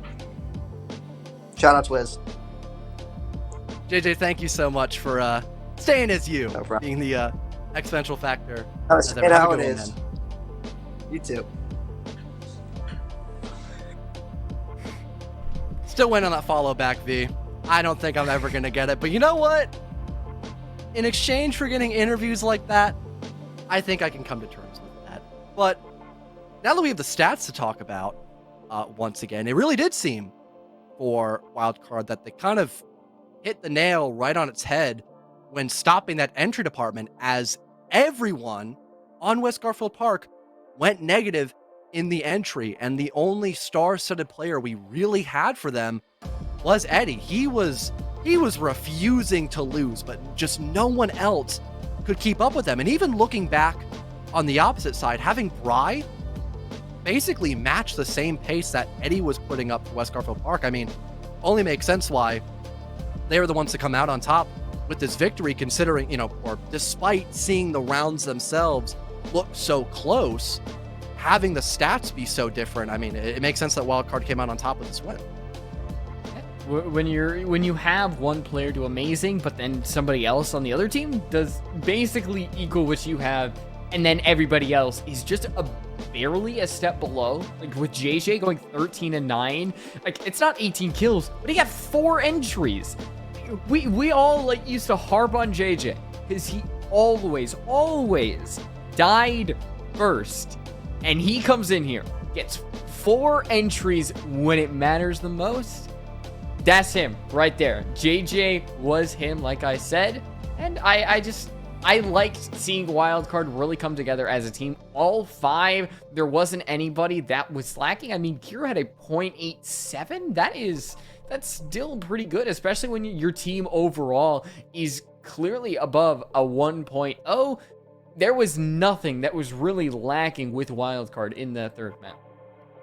Well, now that we have, as you coined it, another Hunger Games ceremony to go over, we can take a look at the bracket and see who takes the spoils from their victory. That now leaves us 3 teams inside of promotion, both Aerial Arise, Hong Kong Rebels, and also to join them now is Wildcard advancing. We still have a few more matches, of course. The Academy team of Aerial Arise versus Orbit. That'll probably be a fun game. And also 6 Karma, still seeing them trying to make their way into playoffs as well. That'll probably be a really exciting game to take a look at as well later as we go through round 4. In terms of, matchups that you would want to see, are you more focused towards like the T3 specials of like Aerial Rise Academy versus something like Wildcard, for example, in playoffs? Or are you expecting or anticipating something different? I honestly do not know what is going to come in playoffs. I think Outlast could very sneakily make their way in. I think we have to keep an eye on them. And depending on who kind of comes out of it all with Make-A-Wish and 6 Karma, that one's going to be enjoyable as well, because I know that if 6 Karma, they clean up a couple things, they can be a really late game playoff threat. Honestly, that's what I'm really loving about SFCL Season 6, is that you have these teams that are full of star-studded players. They have so many different play styles, the strengths and weaknesses. All of them can be a contender. It's really great to see. And I mean, with plenty of other tight-knit competitions, or tight-knit matches, I should say, going the rest of Season 6, I mean, can't really miss out on much of it. That does conclude, of course, our night here with SFCL. But like we talked about earlier, there are plenty of other matches that you can look forward to viewing. I believe the next game that we're going to have on the docket is, I would assume, the Airrise Academy versus Orbit match. And then immediately after, you have Maw versus Six Karma. So a lot of potential for close matches, I would assume. Maybe not as close as this best three that we had, but I would imagine still competitive ones at that. I've been Fellow, joined here by Light Rose once again on the casting booth. And as well, we had Stan in the background, some production being ran by Zaysho as well. Good to have him back in SFCL as well. And with all the shout outs that we had, I want to thank you as well, all in chat, for sticking around for this long and very enticing SS3, and hope to see you all again very, very soon for some more R6. Have a great night, guys.